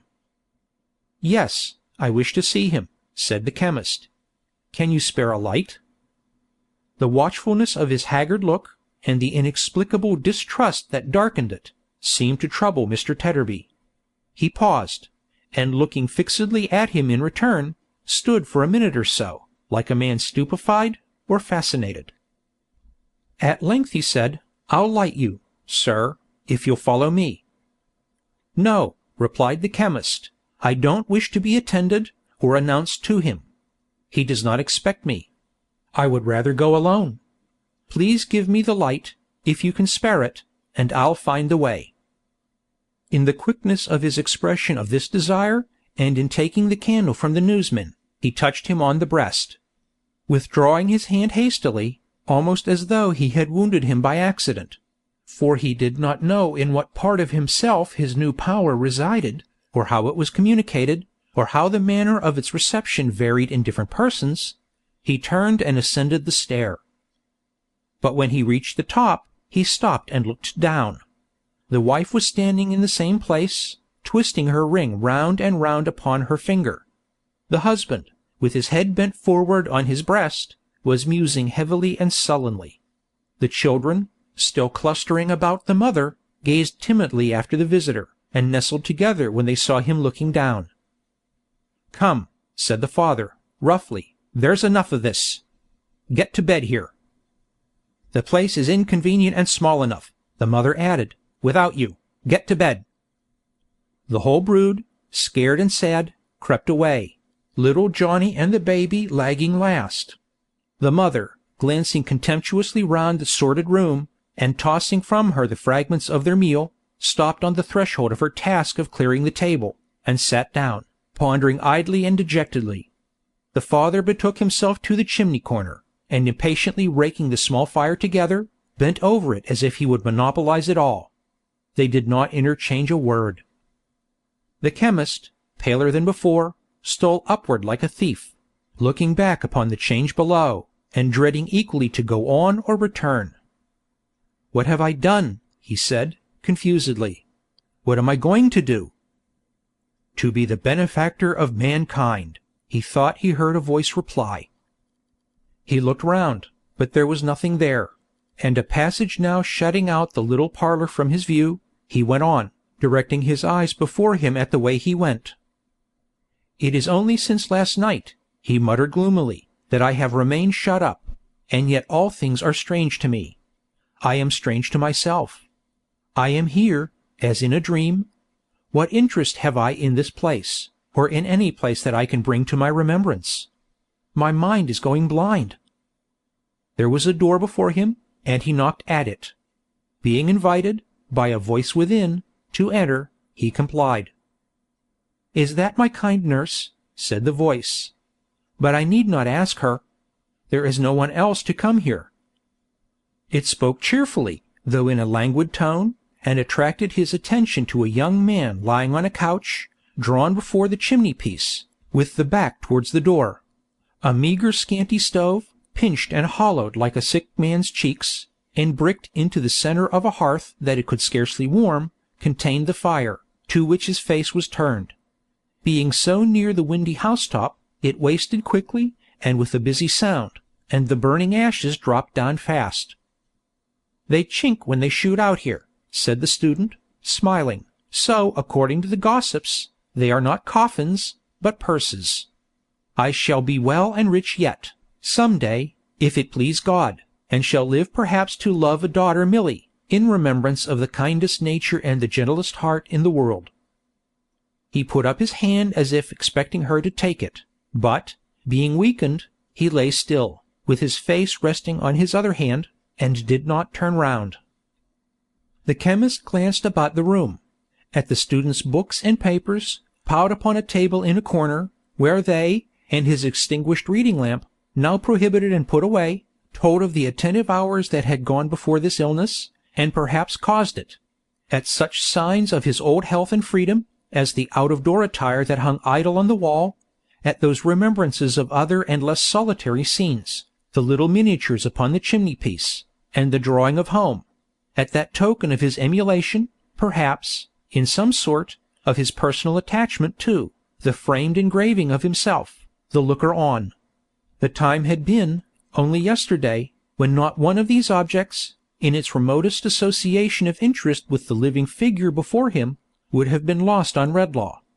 Now, they were but objects, or, if any gleam of such connection shot upon him, it perplexed, and not enlightened him, as he stood looking round with a dull wonder.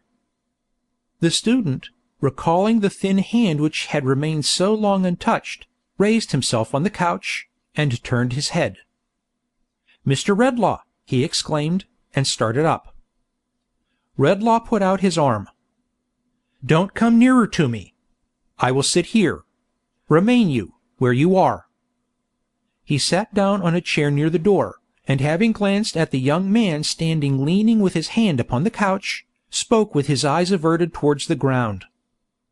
"I heard, by an accident, by what accident is no matter, that one of my class was ill and solitary. I received no other description of him than that he lived in this street. Beginning my inquiries at the first house in it, I have found him."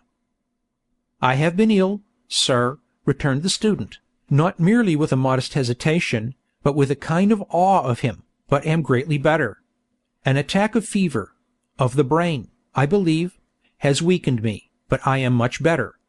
I cannot say I have been solitary, in my illness, or I should forget the ministering hand that has been near me." "You are speaking of the keeper's wife," said Redlaw. "Yes." The student bent his head, as if he rendered her some silent homage. The chemist, in whom there was a cold, monotonous apathy, which rendered him more like a marble image on the tomb of the man who had started from his dinner yesterday at the first mention of this student's case, than the breathing man himself, glanced again at the student leaning with his hand upon the couch, and looked upon the ground, and in the air, as if for light for his blinded mind. "I remembered your name," he said, "when it was mentioned to me downstairs, just now, and I recollect your face. We have held but very little personal communication together?" "Very little."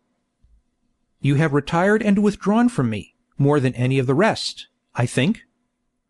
The student signified assent. "And why?" said the chemist, not with the least expression of interest, but with a moody, wayward kind of curiosity. "Why? How comes it that you have sought to keep especially from me the knowledge of your remaining here, at this season, when all the rest have dispersed, and of your being ill? I want to know why this is." The young man, who had heard him with increasing agitation, raised his downcast eyes to his face, and clasping his hands together, cried with sudden earnestness and with trembling lips, "Mr. Redlaw! You have discovered me. You know my secret." "Secret?" said the chemist, harshly. "I know?" "Yes. Your manner, so different from the interest and sympathy which endear you to so many hearts, your altered voice, the constraint there is in everything you say, and in your looks," replied the student, "warn me that you know me. That you would conceal it, even now, is but a proof to me, God knows I need none, of your natural kindness and of the bar there is between us." A vacant and contemptuous laugh was all his answer.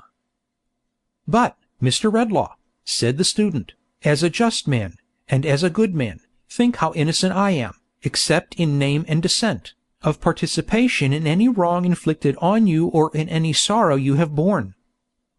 "Sorrow," said Redlaw, laughing. "Wrong. What are those to me?" "For heaven's sake," entreated the shrinking student, "do not let this mere interchange of a few words with me change you like this, sir. Let me pass again from your knowledge and notice. Let me occupy my old reserved and distant place among those whom you instruct. Know me only by the name I have assumed, and not by that of Longford." "Longford!" exclaimed the other. He clasped his head with both his hands, and for a moment turned upon the young man his own intelligent and thoughtful face. But the light passed from it, like the sunbeam of an instant, and it clouded as before. "The name my mother bears, sir," faltered the young man, "the name she took, when she might, perhaps, have taken one more honored. Mr. Redlaw," hesitating, "I believe I know that history. Where my information halts, my guesses at what is wanting may supply something not remote from the truth. I am the child of a marriage that has not proved itself a well-assorted or a happy one. From infancy, I have heard you spoken of with honor and respect, with something that was almost reverence. I have heard of such devotion, of such fortitude and tenderness, of such rising up against the obstacles which press men down, that my fancy, since I learnt my little lesson from my mother, has shed a lustre on your name. At last, a poor student myself, from whom could I learn but you?" Redlaw, unmoved, unchanged, and looking at him with a staring frown, answered by no word or sign. "I cannot say," pursued the other, "I should try in vain to say, how much it has impressed me, and affected me, to find the gracious traces of the past, in that certain power of winning gratitude and confidence which is associated among us students, among the humblest of us, most, with Mr. Redlaw's generous name. Our ages and positions are so different, sir, and I am so accustomed to regard you from a distance, that I wonder at my own presumption when I touch, however lightly, on that theme. But to one who, I may say, who felt no common interest in my mother once, it may be something to hear, now that all is past, with what indescribable feelings of affection I have, in my obscurity, regarded him, with what pain and reluctance I have kept aloof from his encouragement, when a word of it would have made me rich, yet how I have felt it fit that I should hold my course, content to know him, and to be unknown. Mr. Redlaw," said the student, faintly, "what I would have said, I have said ill, for my strength is strange to me as yet. But for anything unworthy in this fraud of mine, forgive me, and for all the rest forget me." The staring frown remained on Redlaw's face, and yielded to no other expression until the student, with these words, advanced towards him, as if to touch his hand, when he drew back and cried to him, "Don't come nearer to me." The young man stopped, shocked by the eagerness of his recoil, and by the sternness of his repulsion, and he passed his hand, thoughtfully, across his forehead. "The past is past," said the chemist. "It dies like the brutes. Who talks to me of its traces in my life? He raves or lies. What have I to do with your distempered dreams?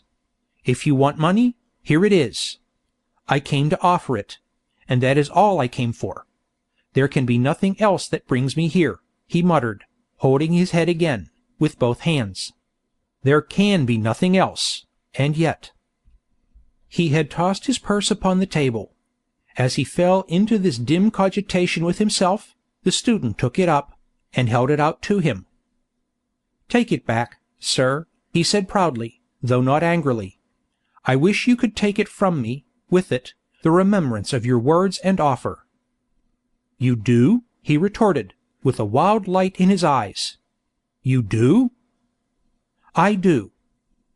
The chemist went close to him, for the first time, and took the purse, and turned him by the arm, and looked him in the face. "There is sorrow and trouble in sickness, is there not?" he demanded, with a laugh. The wondering student answered, "Yes." "In its unrest, in its anxiety, in its suspense, in all its train of physical and mental miseries," said the chemist, with a wild unearthly exultation. "All best forgotten, are they not?" The student did not answer, but again passed his hand, confusedly, across his forehead. Redlaw still held him by the sleeve, when Millie's voice was heard outside. "I can see very well now," she said. "Thank you, Dolph. Don't cry, dear. Father and mother will be comfortable again, tomorrow, and home will be comfortable too. A gentleman is with him, is there?" Redlaw released his hold, as he listened. "I have feared, from the first moment," he murmured to himself, "to meet her. There is a steady quality of goodness in her, that I dread to influence. I may be the murderer of what is tenderest and best within her bosom." She was knocking at the door. "Shall I dismiss it as an idle foreboding, or still avoid her?" he muttered, looking uneasily around. She was knocking at the door again. "Of all the visitors who could come here," he said, in a hoarse, alarmed voice, turning to his companion, "this is the one I should desire most to avoid. Hide me." The student opened a frail door in the wall, communicating where the garret roof began to slope towards the floor, with a small inner room. Redlaw passed in hastily, and shut it after him. The student then resumed his place upon the couch, and called to her to enter. "Dear Mr. Edmund," said Milly, looking round, "they told me there was a gentleman here." "There is no one here but I." "There has been someone?" Yes, there has been someone." She put her little basket on the table, and went up to the back of the couch, as if to take the extended hand. But it was not there. A little surprised, in her quiet way, she leaned over to look at his face, and gently touched him on the brow. "Are you quite as well tonight? Your head is not so cool as in the afternoon." "Tut," said the student, petulantly, "very little ails me." A little more surprise, but no reproach, was expressed in her face, as she withdrew to the other side of the table, and took a small packet of needlework from her basket. But she laid it down again, on second thoughts, and going noiselessly about the room, set everything exactly in its place, and in the neatest order, even to the cushions on the couch, which she touched with so light a hand that he hardly seemed to know it, as he lay looking at the fire. When all this was done, and she had swept the hearth, she sat down, in her modest little bonnet, to her work, and was quietly busy on it directly. "It's a new muslin curtain for the window, Mr. Edmund," said Milly, stitching away as she talked. "It will look very clean and nice, though it costs very little, and it will save your eyes, too, from the light. My William says the room should not be too light just now, when you are recovering so well, or the glare might make you giddy." He said nothing, but there was something so fretful and impatient in his change of position that her quick fingers stopped, and she looked at him anxiously. "The pillows are not comfortable," she said, laying down her work and rising. "I will soon put them right." "They are very well," he answered. "Leave them alone, pray. You make so much of everything." He raised his head to say this, and looking at her so thanklessly, that, after he had thrown himself down again, she stood timidly pausing.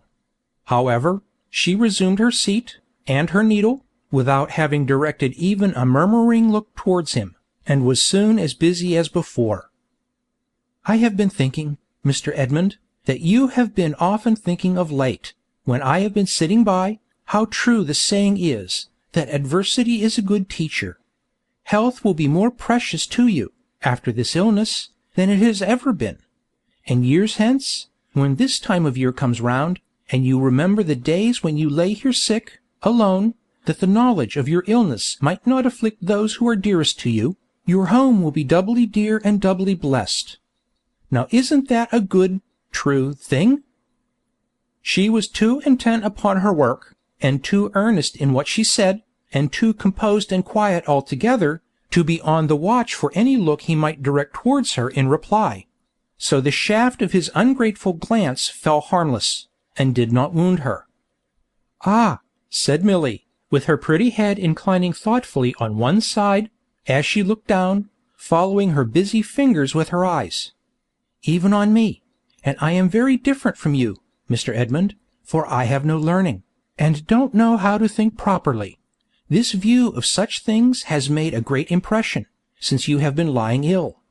When I have seen you so touched by the kindness and attention of the poor people downstairs, I have felt that you thought even that experience some repayment for the loss of health, and I have read in your face, as plain as if it was a book, that but for some trouble and sorrow we should never know half the good there is about us." His getting up from the couch interrupted her, where she was going on to say more. "We needn't magnify the merit, Mrs. William," he rejoined slightingly. "The people downstairs will be paid in good time, I dare say, for any little extra service they may have rendered me, and perhaps they anticipate no less. I am much obliged to you, too." Her fingers stopped, and she looked at him. "I can't be made to feel more obliged by your exaggerating the case," he said. "I am sensible that you have been interested in me, and I say I am much obliged to you. What more would you have?" Her work fell on her lap, as she still looked at him walking to and fro with an intolerant air, and stopping now and then. I say again, I am much obliged to you. Why weaken my sense of what is your due in obligation by preferring enormous claims upon me? Trouble, sorrow, affliction, adversity. One might suppose I had been dying a score of deaths here. Do you believe, Mr. Edmund, she asked, rising and going nearer to him, that I spoke of the poor people of the house, with any reference to myself? To me? Laying her hand upon her bosom with a simple and innocent smile of astonishment. Oh, I think nothing about it, my good creature, he returned. I have had an indisposition, which your solicitude, observe, I say solicitude, makes a great deal more of, than it merits. And it's over, we can't perpetuate it. He coldly took a book, and sat down at the table. She watched him for a little while, until her smile was quite gone, and then, returning to where her basket was, said gently, Mr. Edmund, would you rather be alone? There is no reason why I should detain you here, he replied. Except, said Milly, hesitating, and showing her work. Oh, the curtain, he answered, with a supercilious laugh. That's not worth staying for. She made up the little packet again, and put it in her basket. Then, standing before him with such an air of patient entreaty that he could not choose but to look at her, she said, If you should want me, I will come back willingly. When you did want me, I was quite happy to come. There was no merit in it. I think you must be afraid that, now you are getting well, I may be troublesome to you, but I should not have been, indeed. I should have come no longer than your weakness and confinement lasted. You owe me nothing, but it is right that you should deal as justly by me as if I were a lady, even the very lady that you love. And if you suspect me of meanly making much of the little I have tried to do to comfort your sick room, you do yourself more wrong than ever you can do me. That is why I am sorry. That is why I am very sorry. If she had been as passionate as she was quiet, as indignant as she was calm, as angry in her look as she was gentle, as loud of tone as she was low and clear, she might have left no sense of her departure in the room, compared with that which fell upon the lonely student when she went away.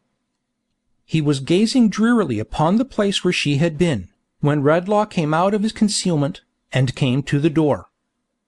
When sickness lays its hand on you again, he said, looking fiercely back at him, may it be soon.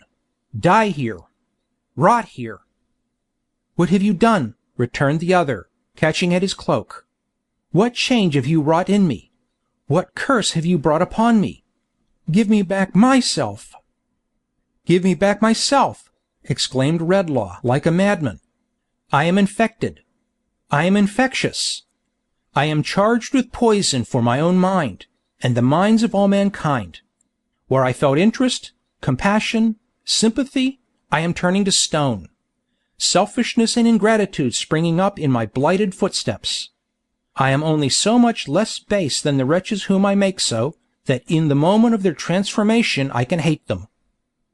As he spoke, the young man still holding to his cloak, he cast him off, and struck him. Then, wildly hurried out into the night air where the wind was blowing, the snow falling, the cloud drift sweeping on, the moon dimly shining, and where, blowing in the wind, falling with the snow, drifting with the clouds, shining in the moonlight, and heavily looming in the darkness, were the phantom's words, The gift I have given, you shall give again. Go where you will. Whither he went, he neither knew nor cared, so that he avoided company. The change he felt within him made the busy streets a desert, and himself a desert, and the multitude around him, in their manifold endurances and ways of life, a mighty waste of sand, which the winds tossed into unintelligible heaps and made a ruinous confusion of. Those traces in his breast which the phantom had told him would die out soon, were not, as yet, so far upon their way to death, but that he understood enough of what he was, and what he made of others, to desire to be alone. This put it in his mind. He suddenly bethought himself, as he was going along, of the boy who had rushed into his room. And then he recollected that of all those with whom he had communicated since the phantom's disappearance, that the boy alone had shown no sign of being changed. Monstrous and odious as the wild thing was to him, he determined to seek it out, and prove if this were really so, and also to seek it with another intention, which came into his thoughts at the same time. So, resolving with some difficulty where he was, he directed his steps back to the old college, and to that part of it where the general porch was, and where, alone, the pavement was worn by the tread of the students' feet. The keeper's house stood just within the iron gates, forming a part of the chief quadrangle. There was a little cloister outside, and from that sheltered place he knew he could look in at the window of their ordinary room, and see who was within. The iron gates were shut, but his hand was familiar with the fastening, and drawing it back by thrusting in his wrist between the bars, he passed through softly, shut it again, and crept up to the window, crumbling the thin crust of snow with his feet. The fire, to which he had directed the boy last night, shining brightly through the glass, made an illuminated place upon the ground. Instinctively avoiding this, and going round it, he looked in at the window. At first, he thought that there was no one there, and that the blaze was reddening only the old beams in the ceiling and the dark walls. But peering in more narrowly, he saw the object of his search coiled asleep before it on the floor. He passed quickly to the door, opened it, and went in. The creature lay in such a fiery heat, that, as the chemist stooped to rouse him, it scorched his head. So soon as he was touched, the boy, not half awake, clutching his rags together with the instinct of flight upon him, half rolled and half ran into a distant corner of the room, where, heaped upon the ground, he stuck his foot out to defend himself. "Get up," said the chemist. "You have not forgotten me." "You let me alone," returned the boy. "This is the woman's house, not yours." The chemist's steady eye controlled him somewhat, or inspired him with enough submission to be raised upon his feet, and looked at. "Who washed them, and put those bandages where they were bruised and cracked?" asked the chemist, pointing to their altered state. "The woman did." "And is it she who made you cleaner in the face, too?" "Yes, the woman." Redlaw asked these questions to attract his eyes towards himself, and with the same intent now held him by the chin, and threw his wild hair back, though he loathed to touch him. The boy watched his eyes keenly, as if he thought it needful to show his own defence, not knowing what he might do next, and Redlaw could see well that no change came over him. "Where are they?" he inquired. "The woman's out." "I know she is. Where is the old man with the white hair, and his son?" "The woman's husband, d'ye mean?" inquired the boy. "Aye. Where are those two?" "Out. Something's the matter, somewhere. They were fetched out in a hurry, and told me to stop here." "Come with me," said the chemist, "and I'll give you money." "Come where? And how much will you give?" "I'll give you more shillings than you ever saw, and bring you back soon. Do you know your way to where you came from?" "You let me go," returned the boy, suddenly twisting out of his grasp. "I'm not a-going to take you there. Let me be, or I'll heave some fire at you." He was down before it, and ready, with his savage little hand, to pluck the burning coals out. What the chemist had felt, in observing the effect of his charmed influence stealing over those with whom he came in contact, was not nearly equal to the cold vague terror with which he saw this baby monster put it at defiance. It chilled his blood to look on the immovable impenetrable thing, in the likeness of a child, with its sharp malignant face turned up to his, and its almost infant hand, ready at the bars. "Listen, boy," he said. "You shall take me where you please, so that you take me where the people are very miserable or very wicked. I want to do them good, and not to harm them. You shall have money, as I have told you, and I will bring you back. Get up. Come quickly." He made a hasty step towards the door, afraid of her returning. "Will you let me walk by myself, and never hold me, nor yet touch me?" said the boy, slowly withdrawing the hand with which he threatened, and beginning to get up. "I will."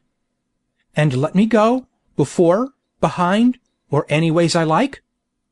"I will." "Give me some money first, then, and go." The chemist laid a few shillings, one by one, in his extended hand. To count them was beyond the boy's knowledge, but he said "one" every time, and avariciously looked at each as it was given, and at the donor. He had nowhere to put them, out of his hand, but in his mouth, and he put them there. Redlaw then wrote with his pencil on a leaf of his pocket-book that the boy was with him, and laying it on the table, signed to him to follow. Keeping his rags together, as usual, the boy complied, and went out with his bare head and naked feet into the winter night. Preferring not to depart by the iron gate by which he had entered, where they were in danger of meeting her whom he so anxiously avoided, the chemist led the way, through some of those passages among which the boy had lost himself, and by that portion of the building where he lived, to a small door of which he had the key. When they got into the street, he stopped to ask his guide, who instantly retreated from him, if he knew where they were. The savage thing looked here and there, and at length nodded his head, pointed in the direction he designed to take. Redlaw going on at once, he followed, something less suspiciously, shifting his money from his mouth into his hand, and back again into his mouth, and stealthily rubbing it bright upon his shreds of dress, as he went along. 3 times, in their progress, they were side by side. 3 times they stopped, being side by side. 3 times the chemist glanced down at his face, and shuddered as it forced upon him one reflection. The first occasion was when they were crossing an old churchyard, and Redlaw stopped among the graves, utterly at a loss how to connect them with any tender, softening, or consolatory thought. The second was, when the breaking forth of the moon induced him to look up at the heavens, where he saw her in her glory, surrounded by a host of stars he still knew by the names and histories which human science has appended to them, but where he saw nothing else he had been wont to see, felt nothing he had been wont to feel, in looking up there, on a bright night. The third was when he stopped to listen to a plaintive strain of music, but could only hear a tune, made manifest to him by the dry mechanism of the instruments and his own ears, with no address to any mystery within him, without a whisper in it of the past, or of the future, powerless upon him as the sound of last year's running water, or the rushing of last year's wind. At each of these 3 times, he saw with horror that, in spite of the vast intellectual distance between them, and their being unlike each other in all physical respects, the expression on the boy's face was the expression on his own. They journeyed on for some time, now through such crowded places, that he often looked over his shoulder thinking he had lost his guide, but generally finding him within his shadow on his other side, now by ways so quiet that he could have counted his short, quick, naked footsteps coming on behind, until they arrived at a ruinous collection of houses, and the boy touched him and stopped.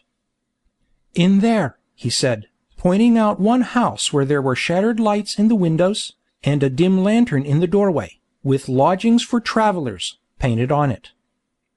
Redlaw looked about him, from the houses to the waste piece of ground on which the houses stood, or rather did not altogether tumble down, unfenced, undrained, unlighted, and bordered by a sluggish ditch.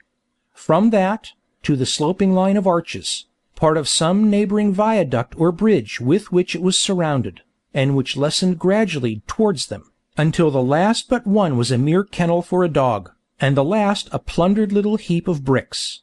From that, to the child, close to him, cowering and trembling with the cold, and limping on one little foot, while he coiled the other round his leg to warm it, yet staring at all these things with that frightful likeness of expression so apparent in his face, that Redlaw started from him. "In there," said the boy, pointing out the house again. "I'll wait." "Will they let me in?" asked Redlaw. "Say you're a doctor," he answered with a nod. "There's plenty ill here." Looking back on his way to the house door, Redlaw saw him trail himself upon the dust and crawl within the shelter of the smallest arch, as if he were a rat. He had no pity for the thing, but he was afraid of it, and when it looked out of its den at him, he hurried to the house as a retreat. "Sorrow, wrong, and trouble," said the chemist, with a painful effort at some more distinct remembrance, "at least haunt this place darkly. He can do no harm, who brings forgetfulness of such things here." These words, he pushed the yielding door, and went in. There was a woman sitting on the stairs, either asleep or forlorn, whose head was bent down on her hands and knees. As it was not easy to pass without treading on her, and as she was perfectly regardless of his near approach, he stopped, and touched her on the shoulder. Looking up, she showed him quite a young face, but one whose bloom and promise were all swept away, as if the haggard winter should unnaturally kill the spring. With little or no show of concern on his account, she moved nearer to the wall to leave him a wider passage. "What are you?" said Redlaw, pausing, with his hand upon the broken stair-rail. "What do you think I am?" she answered, showing him her face again. He looked upon the ruined temple of God, so lately made, so soon disfigured, and something, which was not compassion, for the springs in which a true compassion for such miseries has its rise, were dried up in his breast, but which was nearer to it, for the moment, than any feeling that had lately struggled into the darkening, but not yet wholly darkened, night of his mind, mingled a touch of softness with his next words. "I am come here to give relief, if I can," he said. "Are you thinking of any wrong?" She frowned at him, and then laughed. And then her laugh prolonged itself into a shivering sigh, as she dropped her head again, and hid her fingers in her hair. "Are you thinking of a wrong?" he asked once more. "I am thinking of my life," she said, with a momentary look at him. He had a perception that she was one of many, and that he saw the type of thousands, when he saw her, drooping at his feet. "Where are your parents?" he demanded. "I had a good home once. My father was a gardener, far away, in the country." "Is he dead?" "He's dead to me. All such things are dead to me. You a gentleman, and not know that?" She raised her eyes again, and laughed at him. "Girl," said Redlaw, sternly, "before this death, of all such things, was brought about, was there no wrong done to you? In spite of all that you can do, does no remembrance of wrong cleave to you? Are there not times upon times when it is a misery to you?"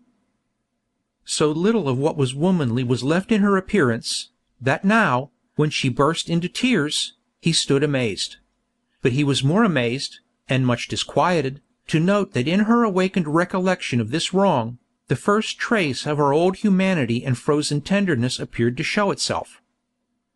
He drew a little off, and in doing so, observed that her arms were black, her face cut, and her bosom bruised. "What brutal hand has hurt you so?" he asked. "My own. I did it myself," she answered quickly. "It is impossible." "I'll swear I did. He didn't touch me. I did it to myself in a passion, and threw myself down here. He wasn't near me. He never laid a hand upon me." In the white determination of her face, confronting him with this untruth, he saw enough of the last perversion and distortion of the good surviving in that miserable breast, to be stricken with remorse that he had ever come near her. "Sorrow, wrong, and trouble," he muttered, turning his fearful gaze away. "All that connects her with the state from which she has fallen, has those roots. In the name of God, let me go by."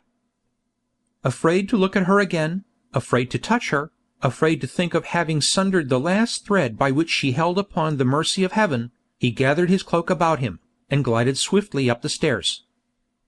Opposite to him, on the landing, was a door, which stood partly open, and which, as he ascended, a man with a candle in his hand, came forward from within to shut.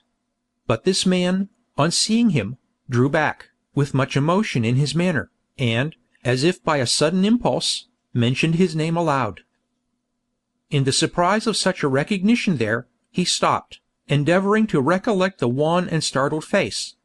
He had no time to consider it, for, to his yet greater amazement, old Philip came out of the room, and took him by the hand. "Mr. Redlaw," said the old man, this is like you, sir. You have heard of it, and have come after us to render any help you can. Ah, too late, too late." Redlaw, with a bewildered look, submitted to be led into the room. A man lay there, on a truckle bed, and William Swidger stood at the bedside. "Too late," murmured the old man, looking wistfully into the chemist's face, and the tears stole down his cheeks. "That's what I say, father," interposed his son in a low voice. "That's where it is, exactly. To keep as quiet as ever we can while he's a-dozing, it is the only thing to do. You're right, father." Redlaw paused at the bedside, and looked down on the figure that was stretched upon the mattress. It was that of a man, who should have been in the vigor of his life, but on whom it was not likely the sun would ever shine again. The vices of his 40 or 50 years' career had so branded him, that, in comparison with their effects upon his face, the heavy hand of time upon the old man's face who watched him had been merciful and beautifying. "Who is this?" asked the chemist, looking round. "My son George, Mr. Redlaw," said the old man, wringing his hands. "My eldest son, George, who was more his mother's pride than all the rest." Redlaw's eyes wandered from the old man's grey head, as he laid it down upon the bed, to the person who had recognized him, and who had kept aloof, in the remotest corner of the room. He seemed to be about his own age, and although he knew no such hopeless decay and broken man as he appeared to be, there was something in the turn of his figure, as he stood with his back towards him, and now went out at the door, that made him pass his hand uneasily across his brow. "William," he said in a gloomy whisper, "who is that man?" "Why, you see, sir," returned Mr. William, "that's what I say, myself. Why should a man ever go and gamble, and the like of that, and let himself down inch by inch till he can't let himself down any lower?" "Has he done so?" asked Redlaw, glancing after him with the same uneasy action as before. "Just exactly that, sir," returned William Swidger, "as I'm told. He knows a little about medicine, sir, it seems; and having been wayfaring towards London with my unhappy brother that you see here," Mr. William passed his coat-sleeve across his eyes, "and being lodged upstairs for the night, what I say, you see, is that strange companions come together here sometimes. He looked in to attend upon him, and came for us at his request. What a mournful spectacle, sir! But that's where it is. It's enough to kill my father." Redlaw looked up, at these words, and, recalling where he was and with whom, and the spell he carried with him, which his surprise had obscured, retired a little, hurriedly, debating with himself whether to shun the house that moment, or remain. Yielding to a certain sullen doggedness, which it seemed to be a part of his condition to struggle with, he argued for remaining. "Was it only yesterday," he said, "when I observed the memory of this old man to be a tissue of sorrow and trouble, and shall I be afraid, to-night, to shake it? Are such remembrances as I can drive away, so precious to this dying man that I need fear for him? No, I'll stay here."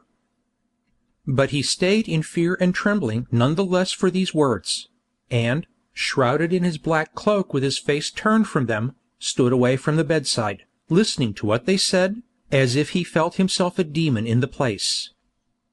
"Father," murmured the sick man, rallying a little from stupor. "My boy, my son George," said old Philip. "You spoke, just now, of my being mother's favourite, long ago. It's a dreadful thing to think now, of long ago." "No, no, no," returned the old man. "Think of it. Don't say it's dreadful. It's not dreadful to me, my son."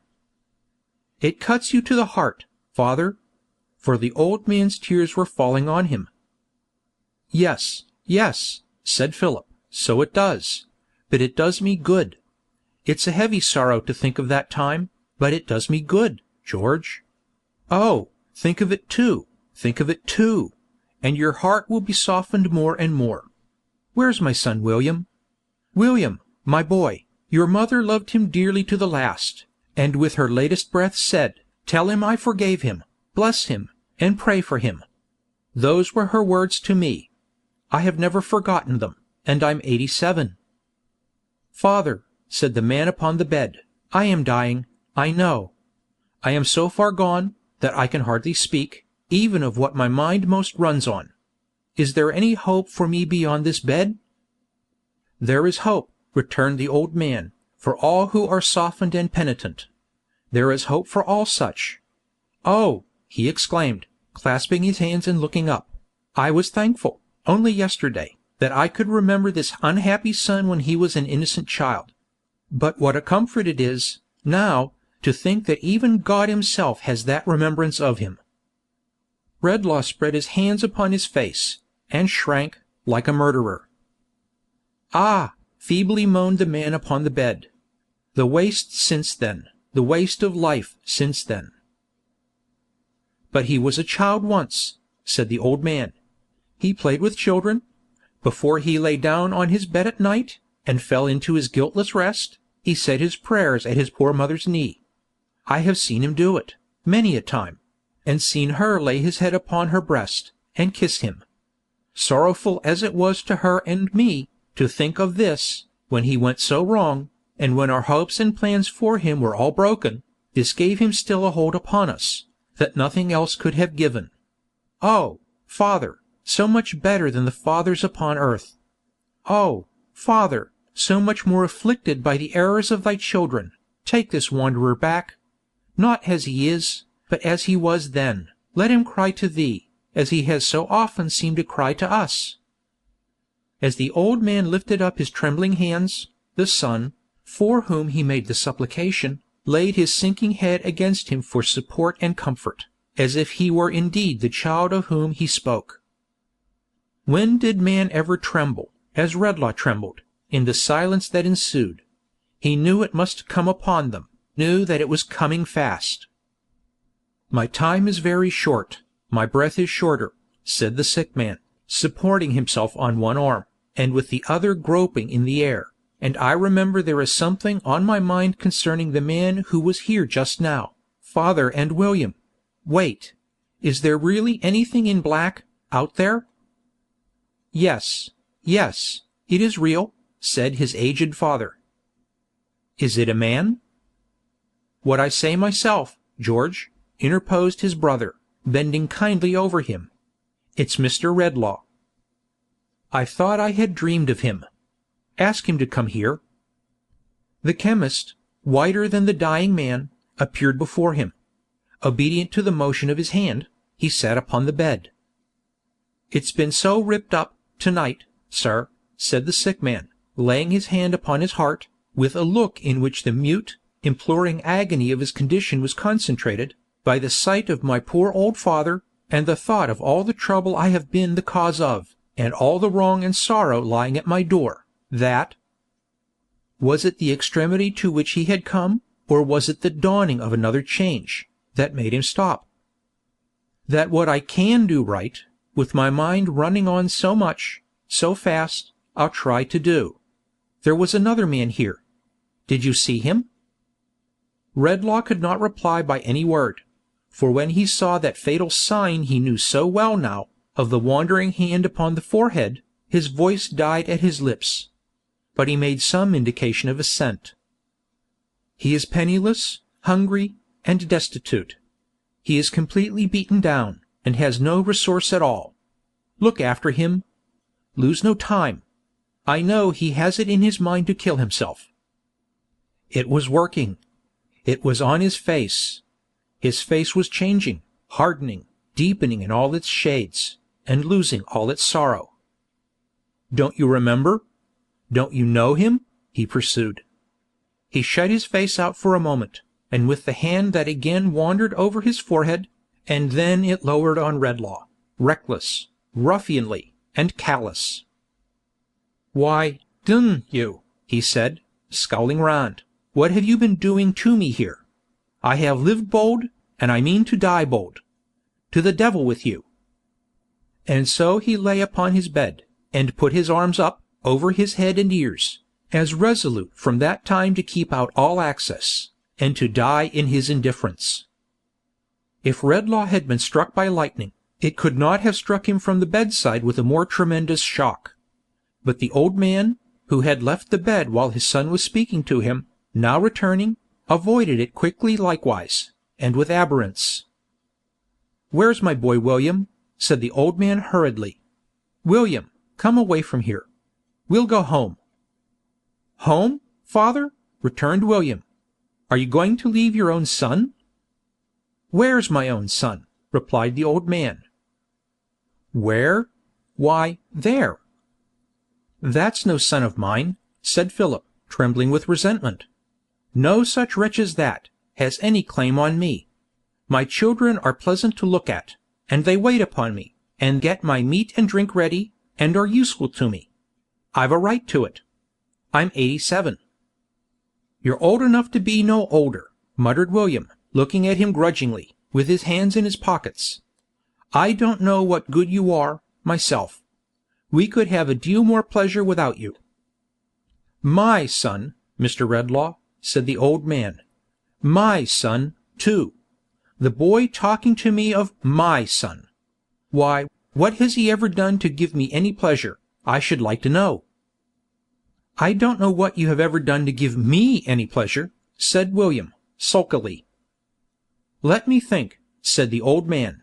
"For how many Christmas times running have I sat in my warm place, and never had to come out in the cold night air, and have made good cheer, without being disturbed by any such uncomfortable, wretched sight as him there? Is it 20, William?"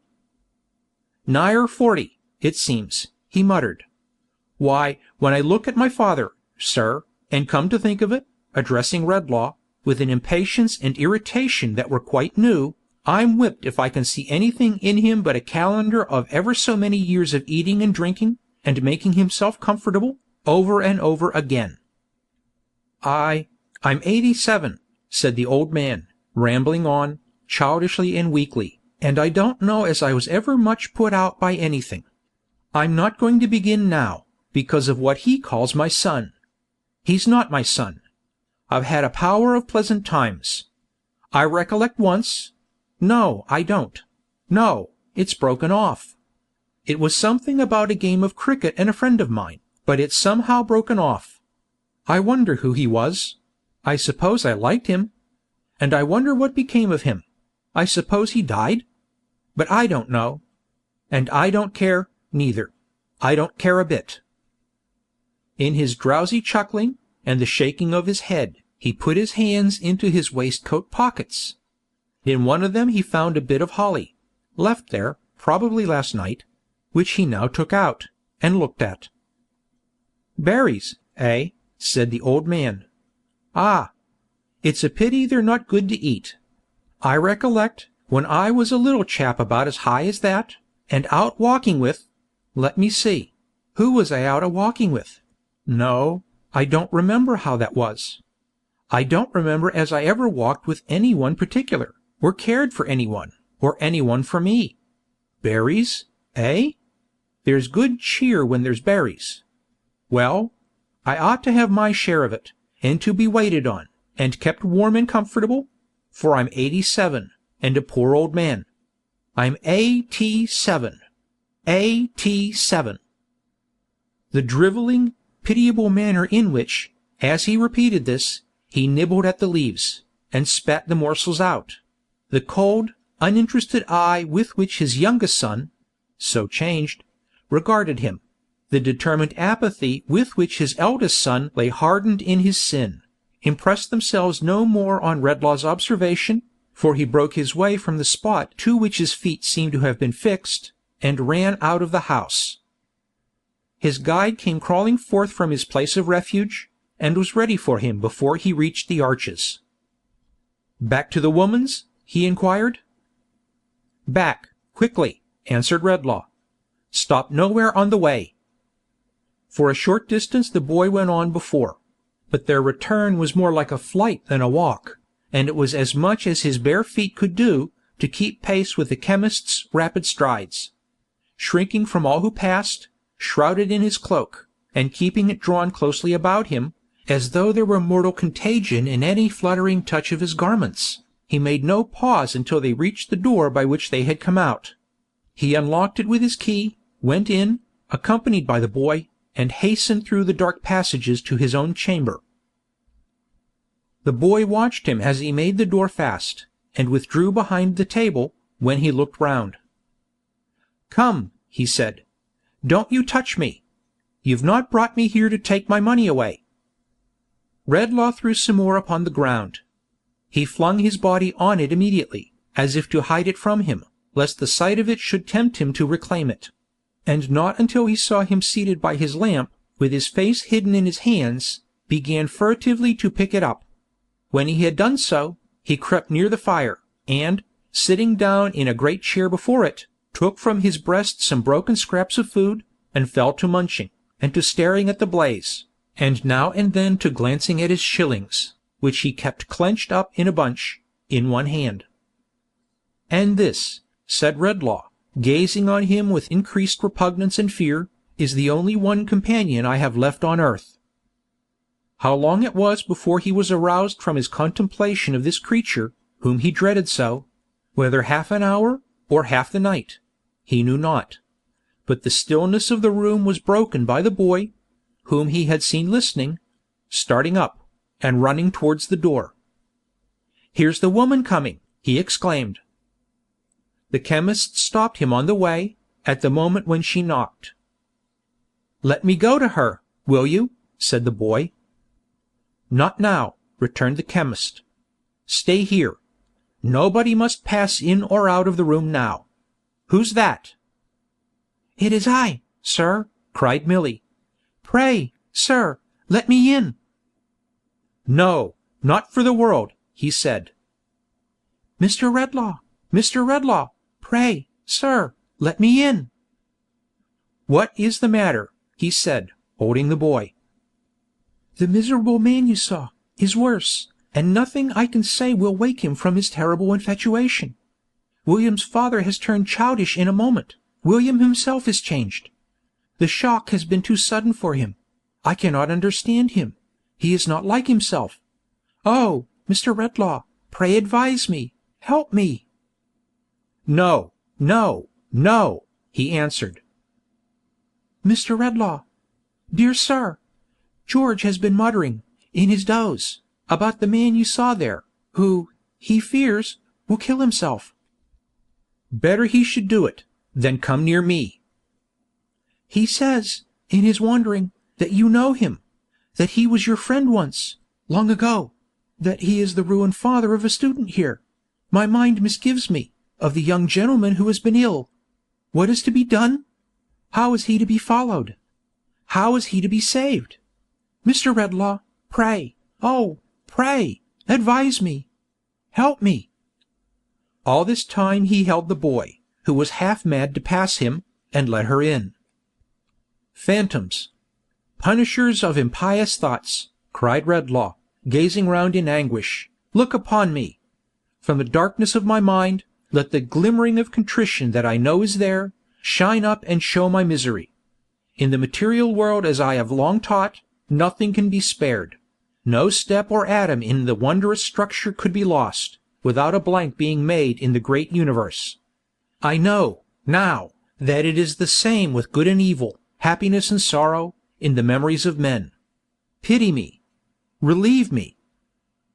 There was no response, but her, "Help me, let me in," and the boy's struggling to get to her. "Shadow of myself! Spirit of my darker hours!" cried Redlaw, in distraction, "come back, and haunt me day and night, but take this gift away. Or, if it must still rest with me, deprive me of the dreadful power of giving it to others. Undo what I have done. Leave me benighted, but restore the day to those whom I have cursed. As I have spared this woman from the first, and as I never will go forth again, but will die here, with no hand to tend me, save this creature's who's proof against me. Hear me!" The only reply still was, the boy struggling to get to her, while he held him back, and the cry, increasing in its energy, "Help! Let me in! He was your friend once. How shall he be followed? How shall he be saved? They are all changed. There is no one else to help me. Pray, pray, let me in!" End of Chapter 2, Part 4. The night was still heavy in the sky. On open plains, from hilltops, and from the decks of solitary ships at sea, a distant low-lying line, that promised by and by to change to light, was visible in the dim horizon. But its promise was remote and doubtful, and the moon was striving with the night clouds busily. The shadows upon Redlaw's mind succeeded thick and fast to one another, and obscured its light as the night clouds hovered between the moon and earth, and kept the latter veiled in darkness. Fitful and uncertain as the shadows which the night clouds cast, were their concealments from him, and imperfect revelations to him, and, like the night clouds still, if the clear light broke forth for a moment, it was only that they might sweep over it, and make the darkness deeper than before. Without, there was a profound and solemn hush upon the ancient pile of building, and its buttresses and angles made dark shapes of mystery upon the ground, which now seemed to retire into the smooth white snow and now seemed to come out of it, as the moon's path was more or less beset. Within, the chemist's room was indistinct and murky, by the light of the expiring lamp. A ghostly silence had succeeded to the knocking and the voice outside. Nothing was audible but, now and then, a low sound among the whitened ashes of the fire, as of its yielding up its last breath. Before it on the ground the boy lay fast asleep. In his chair, the chemist sat, as he had sat there since the calling at his door had ceased, like a man turned to stone. At such a time, the Christmas music he had heard before began to play. He listened to it at first, as he had listened in the churchyard, but presently, it playing still, and being borne towards him on the night air, in a low, sweet, melancholy strain, he rose, and stood stretching his hands about him, as if there were some friend approaching within his reach, on whom his desolate touch might rest, yet do no harm. As he did this, his face became less fixed and wondering. A gentle trembling came upon him, and at last his eyes filled with tears, and he put his hands before them, and bowed down his head. His memory of sorrow, wrong, and trouble had not come back to him. He knew that it was not restored. He had no passing belief or hope that it was.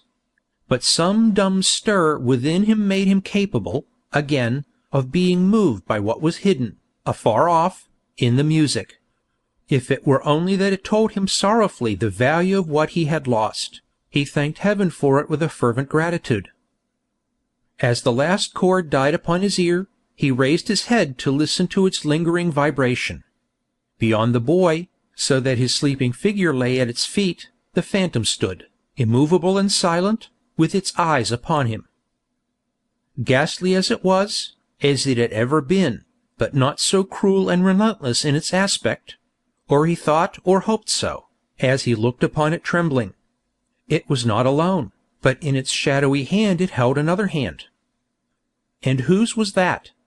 Was the form that stood beside it indeed Milly's, or but her shade and picture? The quiet head was bent a little, as her manner was, and her eyes were looking down, as if in pity, on the sleeping child. A radiant light fell on her face, but did not touch the phantom, for, though close beside her, it was dark and colourless as ever. "Spectre," said the chemist, newly troubled as he looked, "I have not been stubborn or presumptuous in respect of her. Oh, do not bring her here. Spare me that." "This is but a shadow," said the phantom. "When the morning shines, seek out the reality whose image I present before you." "Is it my inexorable doom to do so?" cried the chemist. "It is," replied the phantom. "To destroy her peace, her goodness, to make her what I am myself, and what I have made of others." "I have said seek her out," returned the phantom. I have said no more."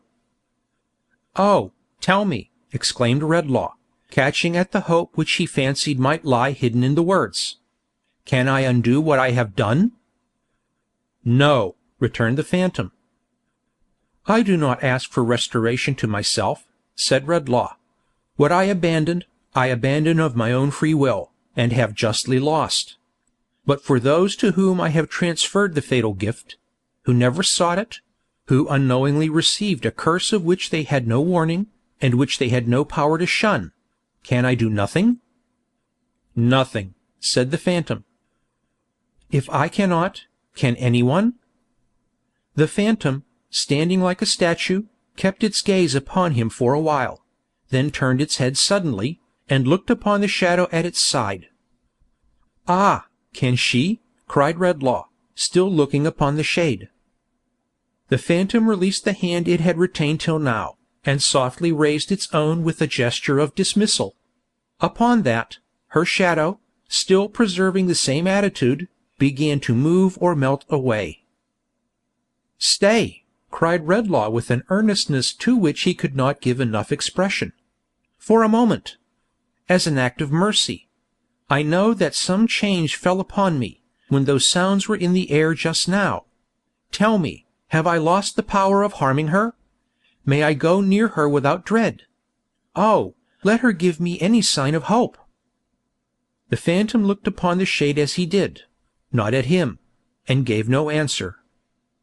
"At least, say this, has she, henceforth, the consciousness of any power to set right what I have done?" "She has not," the phantom answered. "Has she the power bestowed on her without the consciousness?" The phantom answered, "Seek her out." And her shadow slowly vanished. They were face to face again, and looking on each other, as intently and awfully as at the time of the bestowal of the gift, across the boy who still lay on the ground between them, at the phantom's feet. "Terrible instructor," said the chemist, sinking on his knee before it, in an attitude of supplication, "by whom I was renounced, but by whom I am revisited, in which, and in whose milder aspect, I would fain believe I have a gleam of hope. I will obey without inquiry, praying that the cry I have sent up in the anguish of my soul has been, or will be, heard, in behalf of those whom I have injured beyond human reparation. But there is one thing." "You speak to me of what is lying here," the phantom interposed, and pointed with its finger to the boy. "I do," returned the chemist. "You know what I would ask. Why has this child alone been proof against my influence, and why, have I detected in its thoughts a terrible companionship with mine?" "This," said the phantom, pointing to the boy, "is the last, completest illustration of a human creature utterly bereft of such remembrances as you have yielded up. No softening memory of sorrow, wrong, or trouble enters here, because this wretched mortal from his birth has been abandoned to a worse condition than the beasts, and has, within his knowledge, no one contrast, no humanizing touch, to make a grain of such a memory springing up in his hardened breast. All within this desolate creature is barren wilderness. All within the man bereft of what you have resigned, is the same barren wilderness. Woe to such a man! Woe, tenfold, to the nation that shall count its monsters such as this, lying here, by hundreds and by thousands." Redlaw shrank, appalled, from what he heard. "There is not," said the phantom, "one of these, not one, but sows a harvest that mankind must reap. From every seed of evil in this boy, a field of ruin is grown that shall be gathered in, and garnered up, and sown again in many places in the world, until regions are overspread with wickedness enough to raise the waters of another deluge. Open and unpunished murder in a city's streets would be less guilty in its daily toleration than one such spectacle as this." It seemed to look down upon the boy in his sleep. Redlaw, too, looked down upon him with a new emotion. "There is not a father," said the phantom, "by whose side in his daily or nightly walk, these creatures pass. There is not a mother among all ranks of loving mothers in this land. There is not one risen from the state of childhood, but shall be responsible in his or her degree for this enormity. There is not a country throughout the earth on which it would not bring a curse. There is no religion upon earth that it would not deny. There is no people upon earth it would not put to shame. The chemist clasped his hands, and looked, with trembling fear and pity, from the sleeping boy to the phantom, standing above him with his finger pointed down. "Behold, I say," pursued the spectre, "the perfect type of what it was your choice to be. Your influence is powerless here, because from this child's bosom you can banish nothing. His thoughts have been in terrible companionship with yours, because you have gone down to his unnatural level. He is the growth of man's indifference. You are the growth of man's presumption. The beneficent design of heaven is, in each case, overthrown, and from the two poles of the immaterial world you come together." The chemist stooped upon the ground beside the boy, and, with the same kind of compassion for him that he now felt for himself, covered him as he slept, and no longer shrank from him with abhorrence or indifference. Soon, now, the distant line on the horizon brightened, the darkness faded, the sun rose red and glorious, and the chimney-stacks and gables of the ancient building gleamed in the clear air, which turned the smoke and vapor of the city into a cloud of gold. The very sundial in his shady corner, where the wind was used to spin with such unwindy constancy, shook off the finer particles of snow that had accumulated on his dull old face in the night, and looked out at the little white wreaths eddying round and round him. Doubtless some blind groping of the morning made its way down into the forgotten crypt so cold and earthy, where the Norman arches were half buried in the ground, and stirred the dull sap in the lazy vegetation hanging to the walls, and quickened the slow principle of life within the little world of wonderful and delicate creation which existed there, with some faint knowledge that the sun was up. The Tedderbys were up, and doing. Mr. Tedderby took down the shutters of the shop, and, strip by strip, revealed the treasures of the window to the eyes, so proof against their seductions, of Jerusalem buildings. Adolphus had been out so long already that he was halfway on to morning pepper. 5 small Tedderbys, whose 10 round eyes were much inflamed by soap and friction, were in the tortures of a cool wash in the back kitchen, Mrs. Tedderby presiding. Johnny, who was pushed and hustled through his toilet with great rapidity when Moloch chanced to be in an exacting frame of mind, which was always the case, staggered up and down with his charge before the shop door, under greater difficulties than usual, the weight of Moloch being much increased by a complication of defences against the cold, composed of knitted worsted work, and forming a complete suit of chain armour, with a headpiece and blue gaiters. It was a peculiarity of this baby to be always cutting teeth. Whether they never came, or whether they came and went again, is not in evidence, but it had certainly cut enough, on the showing of Mrs. Tedderby, to make a handsome dental provision for the sign of the bull and mouth. All sorts of objects were impressed for the rubbing of its gums, notwithstanding that it always carried, dangling at its waist, which was immediately under its chin, a bone ring, large enough to have represented the rosary of a young nun. Knife handles, umbrella tops, the heads of walking sticks selected from the stock, the fingers of the family in general, but especially of Johnny, nutmeg graters, crusts, the handles of doors, and the cool knobs on the tops of pokers, were among the commonest instruments indiscriminately applied for this baby's relief. The amount of electricity that must have been rubbed out of it in a week is not to be calculated. Still Mrs. Tedderby always said it was coming through, and then the child would be herself. And still it never did come through, and the child continued to be somebody else. The tempers of the little Tedderbys had sadly changed with a few hours. Mr. and Mrs. Tedderby themselves were not more altered than their offspring. Usually they were an unselfish, good-natured, yielding little race, sharing short commons when it happened, which was pretty often, contentedly and even generously, and taking a great deal of enjoyment out of a very little meat. But they were fighting now, not only for the soap and water, but even for the breakfast which was yet in perspective. The hand of every little Tedderby was against the other little Tedderbys, and even Johnny's hand, the patient, much enduring, and devoted Johnny, rose against the baby. Yes, Mrs. Tedderby, going to the door by mere accident, saw him viciously pick out a weak place in the suit of armor where a slap would tell, and slap that blessed child. Mrs. Tedderby had him into the parlor by the collar, in that same flash of time, and repaid him the assault with usury there too. "You brute, you murdering little boy," said Mrs. Tedderby. "Had you the heart to do it?" "Why don't her teeth come through, then?" retorted Johnny, in a loud rebellious voice, "instead of bothering me? How would you like it yourself?" "Like it, sir," said Mrs. Tedderby, relieving him of his dishonored load. "Yes, like it," said Johnny. "How would you? Not at all. If you was me, you'd go for a soldier. I will, too. There ain't no babies in the army." Mr. Tedderby, who had arrived upon the scene of action, rubbed his chin thoughtfully, instead of correcting the rebel, and seemed rather struck by this view of military life.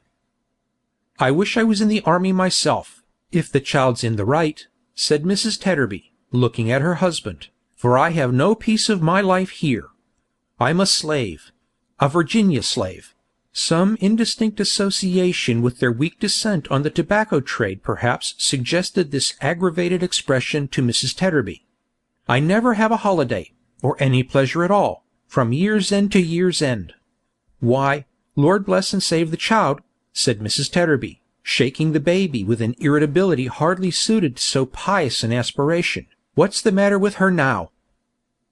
Not being able to discover, and not rendering the subject much clearer by shaking it, Mrs. Tedderby put the baby away in a cradle, and, folding her arms, sat rocking it angrily with her foot.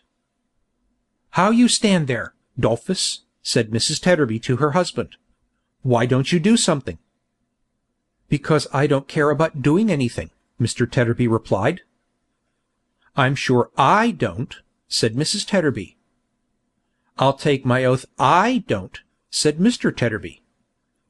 A diversion arose here among Johnny and his 5 younger brothers, who, in preparing the family breakfast table, had fallen to skirmishing for the temporary possession of the loaf, and were buffeting one another with great heartiness, the smallest boy of all, with precocious discretion, hovering outside the knot of combatants and harassing their legs. Into the midst of this fray, Mr. and Mrs. Tedderby both precipitated themselves with great ardor, as if such ground were the only ground on which they could now agree, and having, with no visible remains of their late soft-heartedness, laid about them without any lenity, and done much execution, resumed their former relative positions.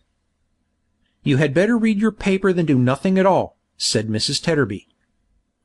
"What's there to read in a paper?" returned Mr. Tedderby, with excessive discontent. "What?" said Mrs. Tedderby. "Police." "It's nothing to me," said Tedderby. "What do I care what people do, or are done to?" "Suicides," suggested Mrs. Tedderby. "No business of mine," replied her husband. "Births, deaths, and marriages, are those nothing to you?" said Mrs. Tedderby.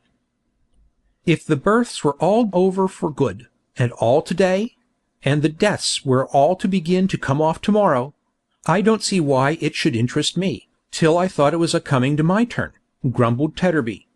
"As to marriages, I've done it myself. I know quite enough about them." To judge from the dissatisfied expression of her face and manner, Mrs. Tedderby appeared to entertain the same opinions as her husband, but she opposed him, nevertheless, for the gratification of quarrelling with him. "Oh, you're a consistent man," said Mrs. Tedderby, "ain't you? You, with the screen of your own making there, made of nothing else but bits of newspapers, which you sit and read to the children by the half-hour together." "Say used to, if you please," returned her husband. "You won't find me doing so any more. I'm wiser now." "Bah! Wiser, indeed," said Mrs. Tedderby. "Are you better?" The question sounded some discordant note in Mr. Tedderby's breast. He ruminated dejectedly, and passed his hand across his forehead. "Better?" murmured Mr. Tedderby. "I don't know as any of us are better, or happier either. Better, is it?" He turned to the screen, and traced about it with his finger, until he found a certain paragraph of which he was in quest. "This used to be one of the family favourites, I recollect," said Tedderby, in a forlorn and stupid way, "and used to draw tears from the children, and make 'em good, if there was any little bickering or discontent among 'em, next to the story of the robin redbreasts in the wood. Melancholy case of destitution. Yesterday a small man, with a baby in his arms, and surrounded by half a dozen ragged little ones, of various ages between 10 and 2, the whole of whom were evidently in a famishing condition, appeared before the worthy magistrate, and made the following recital. 'Ha! I don't understand it, I'm sure,' said Tedderby. 'I don't see what it has got to do with us.' 'How old and shabby he looks,' said Mrs. Tedderby, watching him. 'I never saw such a change in a man. Ah, dear me, dear me, dear me, it was a sacrifice.' 'What was a sacrifice?' her husband sourly inquired. Mrs. Tedderby shook her head, and without replying in words, raised a complete sea-storm about the baby, by her violent agitation of the cradle. 'If you mean your marriage was a sacrifice, my good woman,' said her husband. 'I do mean it,' said his wife. 'Why, then I mean to say,' pursued Mr. Tedderby, as sulkily and surlily as she, 'that there are two sides to that affair, and that I was the sacrifice, and that I wish the sacrifice hadn't been accepted.' 'I wish it hadn't, Tedderby, with all my heart and soul, I do assure you,' said his wife. 'You can't wish it more than I do, Tedderby.' 'I don't know what I saw in her,' muttered the newsman, 'I'm sure. Certainly, if I saw anything, it's not there now. I was thinking so, last night, after supper, by the fire. She's fat, she's aging, she won't bear comparison with most other women. He's common-looking, he has no air with him, he's small, he's beginning to stoop and he's getting bald,' muttered Mrs. Tedderby. 'I must have been half out of my mind when I did it,' muttered Mr. Tedderby. 'My senses must have forsook me. That's the only way in which I can explain it to myself,' said Mrs. Tedderby with elaboration. In this mood they sat down to breakfast. The little Tedderbys were not habituated to regard that meal in the light of a sedentary occupation, but discussed it as a dance or trot, rather resembling a savage ceremony, in the occasionally shrill whoops and brandishings of bread and butter with which it was accompanied, as well as in the intricate filings off into the street and back again, and the hoppings up and down the doorsteps, which were incidental to the performance. In the present instance, the contentions between these Tedderby children for the milk and water jug, common to all, which stood upon the table, presented so lamentable an instance of angry passions risen very high indeed, that it was an outrage on the memory of Dr. Watts. It was not until Mr. Tedderby had driven the whole herd out at the front door, that a moment's peace was secured, and even that was broken by the discovery that Johnny had surreptitiously come back, and was at that very instant choking the jug like a ventriloquist, in his indecent and rapacious haste. 'These children will be the death of me at last,' said Mrs. Tedderby, after banishing the culprit.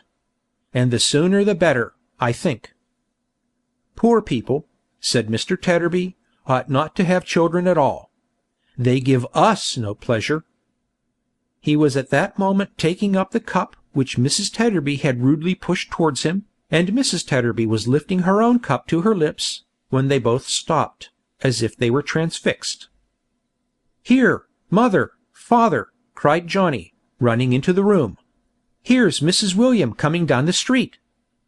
And if ever, since the world began, a young boy took a baby from a cradle with the care of an old nurse, and hushed and soothed it tenderly, and tottered away with it cheerfully, Johnny was that boy, and Moloch was that baby, as they went out together.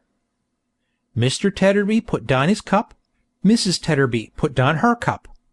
Mr. Tedderby rubbed his forehead, Mrs. Tedderby rubbed hers. Mr. Tedderby's face began to smooth and brighten. Mrs. Tedderby's began to smooth and brighten. "Why, Lord forgive me," said Mr. Tedderby to himself, "what evil tempers have I been giving way to? What has been the matter here?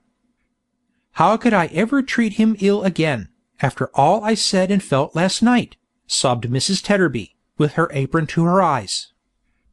"Am I a brute?" said Mr. Tedderby, "or is there any good in me at all? Sophia! My little woman!" "Dolphus, dear," returned his wife. I've been in a state of mind," said Mr. Tedderby, "that I can't bear to think of, Sophie." "Oh, it's nothing to what I've been in, Dolph," cried his wife in a great burst of grief. "My Sophia," said Mr. Tedderby, "don't take on. I never shall forgive myself. I must have nearly broke your heart, I know." "No, Dolph, no. It was me. Me!" cried Mrs. Tedderby. "My little woman," said her husband, "don't. You make me reproach myself dreadful, when you show such a noble spirit. Sophia, my dear, you don't know what I thought. I showed it bad enough, no doubt. But what I thought, my little woman." "Oh, dear Dolph, don't, don't!" cried his wife. "Sophia," said Mr. Tedderby, "I must reveal it. I couldn't rest in my conscience unless I mentioned it. My little woman." "Mrs. William's very nearly here," screamed Johnny at the door. "My little woman, I wondered how," gasped Mr. Tedderby, supporting himself by his chair, "I wondered how I had ever admired you. I forgot the precious children you have brought about me, and thought you didn't look as slim as I could wish. I never gave a recollection," said Mr. Tedderby, with severe self-accusation, "to the cares you've had as my wife, and along of me and mine, when you might have had hardly any with another man, who got on better and was luckier than me. Anybody might have found such a man easily, I am sure. And I quarrelled with you for having aged a little in the rough years you have lightened for me. Can you believe it, my little woman? I hardly can myself." Mrs. Tedderby, in a whirlwind of laughing and crying, caught his face within her hands, and held it there. "Oh, Dolph," she cried, "I am so happy that you thought so. I am so grateful that you thought so. For I thought that you were common-looking, Dolph, and so you are, my dear, and may you be the commonest of all sights in my eyes, till you close them with your own good hands. I thought you were small, and so you are, and I'll make much of you because you are, and more of you because I love my husband. I thought that you began to stoop, and so you do, and you shall lean on me, and I'll do all I can to keep you up. I thought there was no air about you, but there is, and it's the air of home, and that's the purest and best there is, and God bless home once more, and all belonging to it, Dolph." "Hurrah! Here's Mrs. William!" cried Johnny. So she was, and all the children with her, and so she came in. They kissed her, and kissed one another, and kissed the baby, and kissed their father and mother, and then ran back and flocked and danced about her, trooping on with her in triumph. Mr. and Mrs. Tedderby were not a bit behindhand in the warmth of their reception. They were as much attracted to her as the children were. They ran towards her, kissed her hands, pressed round her, could not receive her ardently or enthusiastically enough. She came among them like a spirit of all goodness, affection, gentle consideration, love, and domesticity. "What? Are you all so glad to see me, too, this bright Christmas morning?" said Milly, clapping her hands in a pleasant wonder. "Oh dear, how delightful this is!" More shouting from the children, more kissing, more trooping round her, more happiness, more love, more joy, more honor, on all sides, than she could bear. "Oh dear," said Milly, "what delicious tears you make me shed! How can I ever have deserved this? What have I done to be so loved?" "Who can help it?" cried Mr. Tedderby. "Who can help it?" cried Mrs. Tedderby. "Who can help it?" echoed the children, in a joyful chorus. And they danced and trooped about her again, and clung to her, and laid their rosy faces against her dress, and kissed and fondled it, and could not fondle it, or her, enough. "I was never so moved," said Milly, drying her eyes, "as I have been this morning. I must tell you, as soon as I can speak. Mr. Redlaw came to me at sunrise, and with a tenderness in his manner, more as if I had been his darling daughter than myself, implored me to go with him to where William's brother George is lying ill. We went together, and all the way along he was so kind, and so subdued, and seemed to put such trust and hope in me, that I could not help trying with pleasure. When we got to the house, we met a woman at the door, somebody bruised and hurt her, I'm afraid, who caught me by the hand, and blessed me as I passed." "She was right," said Mr. Tedderby. "Mrs. Tedderby said she was right. All the children cried out that she was right." "Ah, but there's more than that," said Milly. "When we got upstairs, into the room, the sick man who had lain for hours in a state from which no effort could rouse him, rose up in his bed, and, bursting into tears, stretched out his arms to me, and said that he had led a misspent life, but that he was truly repentant now, in his sorrow for the past, which was always plain to him as a great prospect, from which a dense black cloud had cleared away, and that he entreated me to ask his poor old father for his pardon and his blessing, and to say a prayer beside his bed. And when I did so, Mr. Redlaw joined in so fervently, and then so thanked me, and thanked heaven, that my heart quite overflowed, and I could not have done nothing but sob and cry, if the sick man had not begged me to sit down by him, which made me quiet of course. As I sat there, he held my hand in his until he sank in a doze, and even then, when I withdrew my hand to leave him to come here, which Mr. Redlaw was very earnest indeed in wishing me to do, his hand felt for mine, so that someone else was obliged to take my place and make believe to give him my hand back. Oh dear, said Milly, sobbing. How thankful and how happy I should feel, and do feel, for all this. While she was speaking, Redlaw had come in, and, after pausing for a moment to observe the group of which she was the centre, had silently ascended the stairs. Upon those stairs he now appeared again, remaining there while the young student passed him and came running down. "Kind nurse, gentlest, best of creatures," he said, falling on his knees to her, and catching at her hand, "forgive my cruel ingratitude." "Oh dear, cried Milly innocently, "here's another of them. Oh dear, here's somebody else who likes me. What shall I ever do?" The guileless, simple way in which she said it, and in which she put her hands before her eyes and wept for very happiness, was as touching as it was delightful.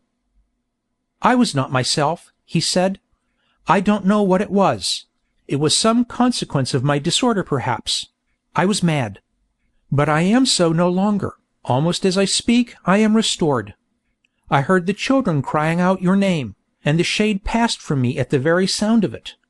Oh, don't weep. Dear Milly, if you could read my heart, and only knew with what affection and what grateful homage it is glowing, you would not let me see you weep.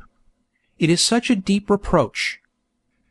No, said Milly, "it's not that. It's not indeed. It's joy.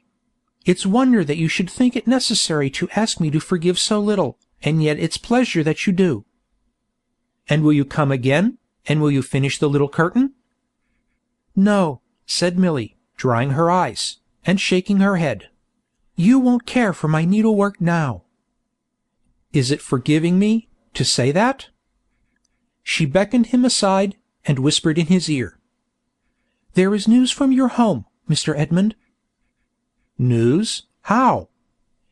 "Either you're not writing when you were very ill, or the change in your handwriting when you began to be better, created some suspicion of the truth. However that is, but you're sure you'll not be the worse for any news, if it's not bad news?" "Sure." "Then there's some one come," said Milly. "My mother?" asked the student, glancing round involuntarily towards Redlaw, who had come down from the stairs. "Hush, no," said Milly. "It can be no one else." "Indeed?" said Milly. "Are you sure?" "It is not," Before he could say more, she put her hand upon his mouth. "Yes, it is," said Milly. "The young lady, she is very like the miniature, Mr. Edmund, but she is prettier, was too unhappy to rest without satisfying her doubts, and came up, last night, with a little servant-maid. As you always dated your letters from the college, she came there, and before I saw Mr. Redlaw this morning, I saw her. She likes me too," said Milly. "Oh dear, that's another." "This morning? Where is she now?" "Why, she is now," said Milly, advancing her lips to his ear, "in my little parlour in the lodge, and waiting to see you." He pressed her hand, and was darting off, but she detained him. "Mr. Redlaw is much altered, and has told me this morning that his memory is impaired. Be very considerate to him, Mr. Edmund. He needs that from us all." The young man assured her, by a look, that her caution was not ill bestowed, and as he passed the chemist on his way out, bent respectfully and with an obvious interest before him. Redlaw returned the salutation courteously and even humbly, and looked after him as he passed on.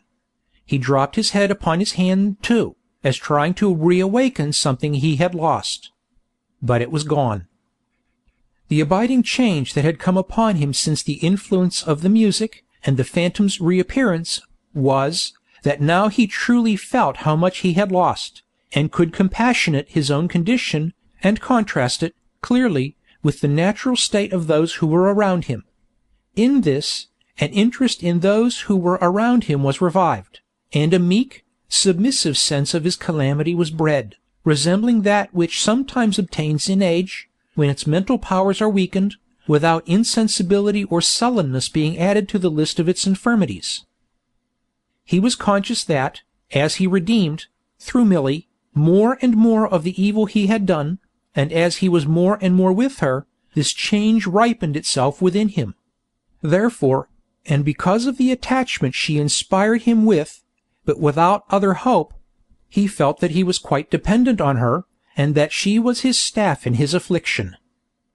So, when she asked him whether they should go home now, to where the old man and her husband were, and he readily replied yes, being anxious in that regard, he put his arm through hers, and walked beside her, not as if he were the wise and learned man to whom the wonders of nature were an open book, and hers were the uninstructed mind, but as if their two positions were reversed, and he knew nothing, and she all.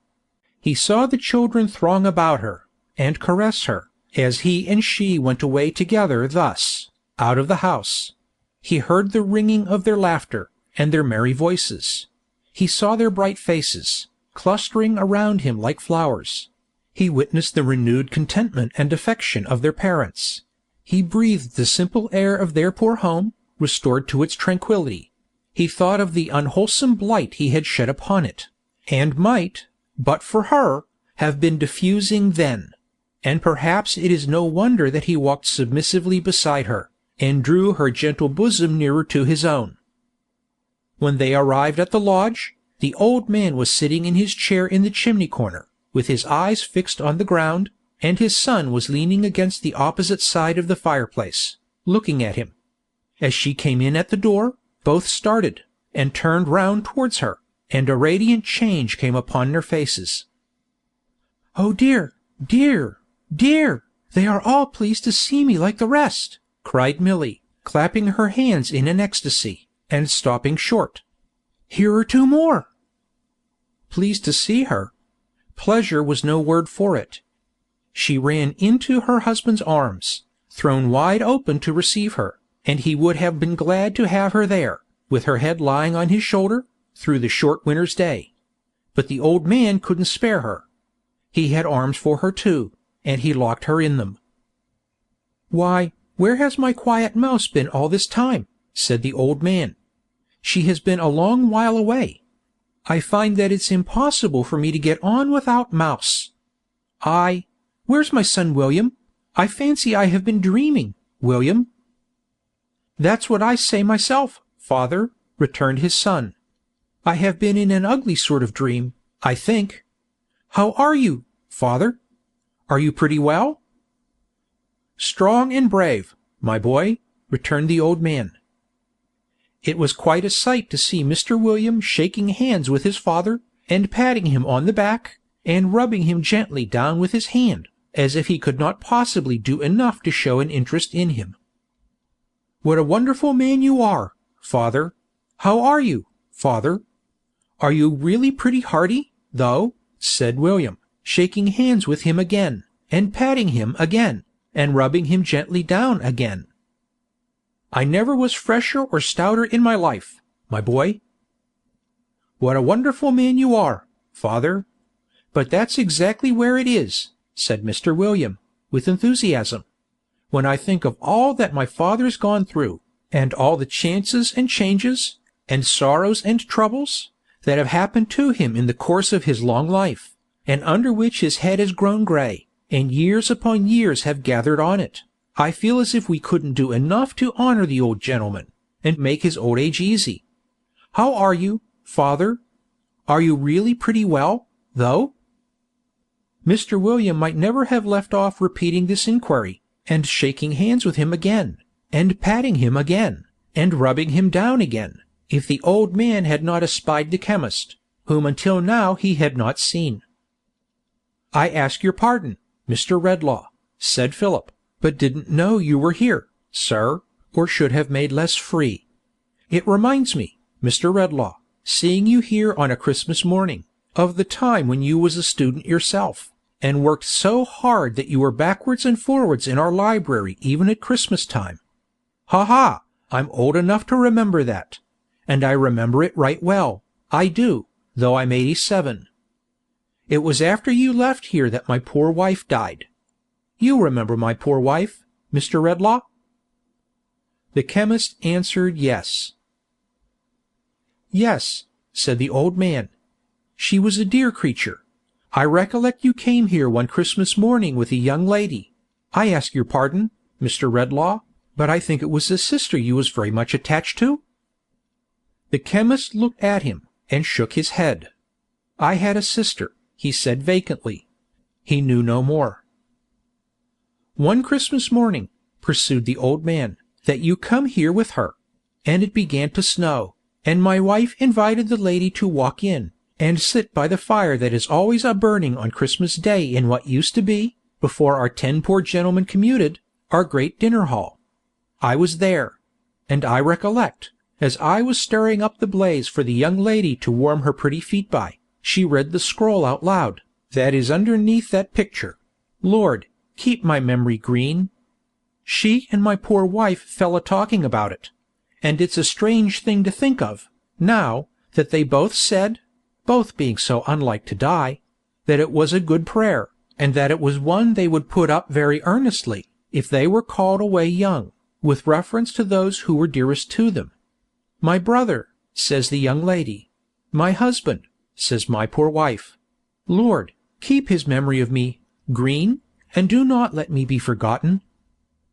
Tears more painful and more bitter than he had ever shed in all his life, coursed down Redlaw's face.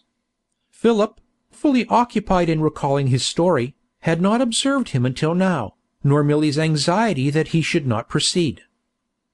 Philip, said Redlaw, laying his hand upon his arm, I am a stricken man, on whom the hand of Providence has fallen heavily, although deservedly.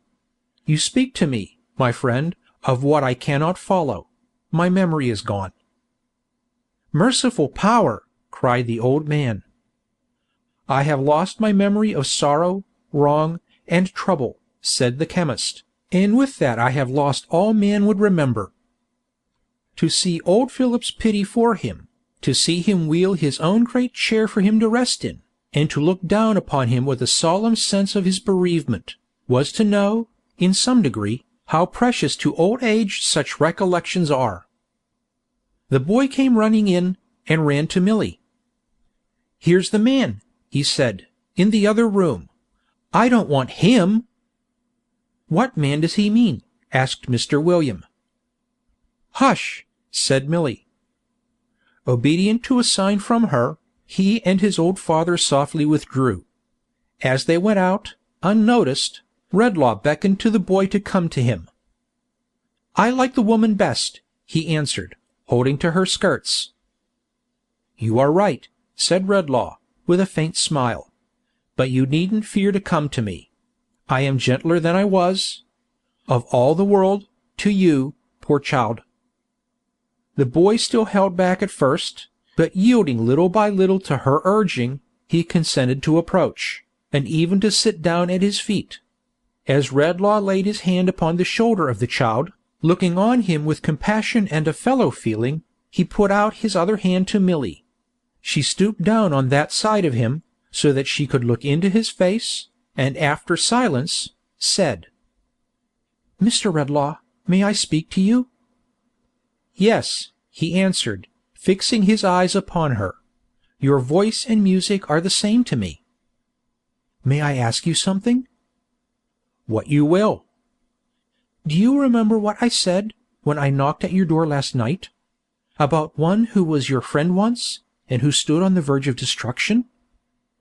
"Yes, I remember," he said, with some hesitation. "Do you understand it?" He smoothed the boy's hair, looking at her fixedly the while, and shook his head. "This person," said Milly, in her clear, soft voice, which her mild eyes, looking at him, made clearer and softer, "I found soon afterwards. I went back to the house, and, with Heaven's help, traced him. I was not too soon. A very little and I should have been too late." He took his hand from the boy, and laying it on the back of that hand of hers, whose timid and yet earnest touch addressed him no less appealingly than her voice and eyes, looked more intently on her. "He is the father of Mr. Edmund, the young gentleman we saw just now. His real name is Longford. You recollect the name?" "I recollect the name." "And the man?" "No, not the man. Did he ever wrong me?" "Yes." "Ah, then it's hopeless, hopeless."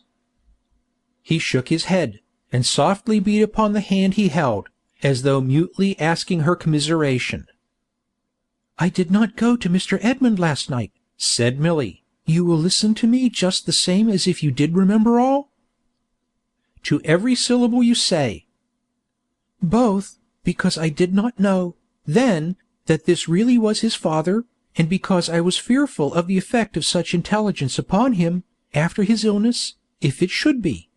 Since I have known who this person is, I have not gone either, but that is for another reason.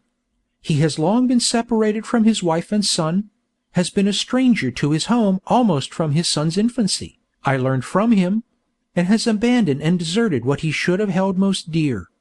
In all that time he has been falling from the state of a gentleman, more and more, until—" She rose up, hastily, and going out for a moment, returned, accompanied by the wreck that Redlaw had beheld last night. "Do you know me?" asked the chemist. "I should be glad," returned the other, "and that is an unwonted word for me to use, if I could answer no." The chemist looked at the man, standing in self-abasement and degradation before him, and would have looked longer, in an ineffectual struggle for enlightenment, but that Milly resumed her late position by his side, and attracted his attentive gaze to her own face. "See how low he is sunk, how lost he is," she whispered, stretching out her arm towards him, without looking from the chemist's face.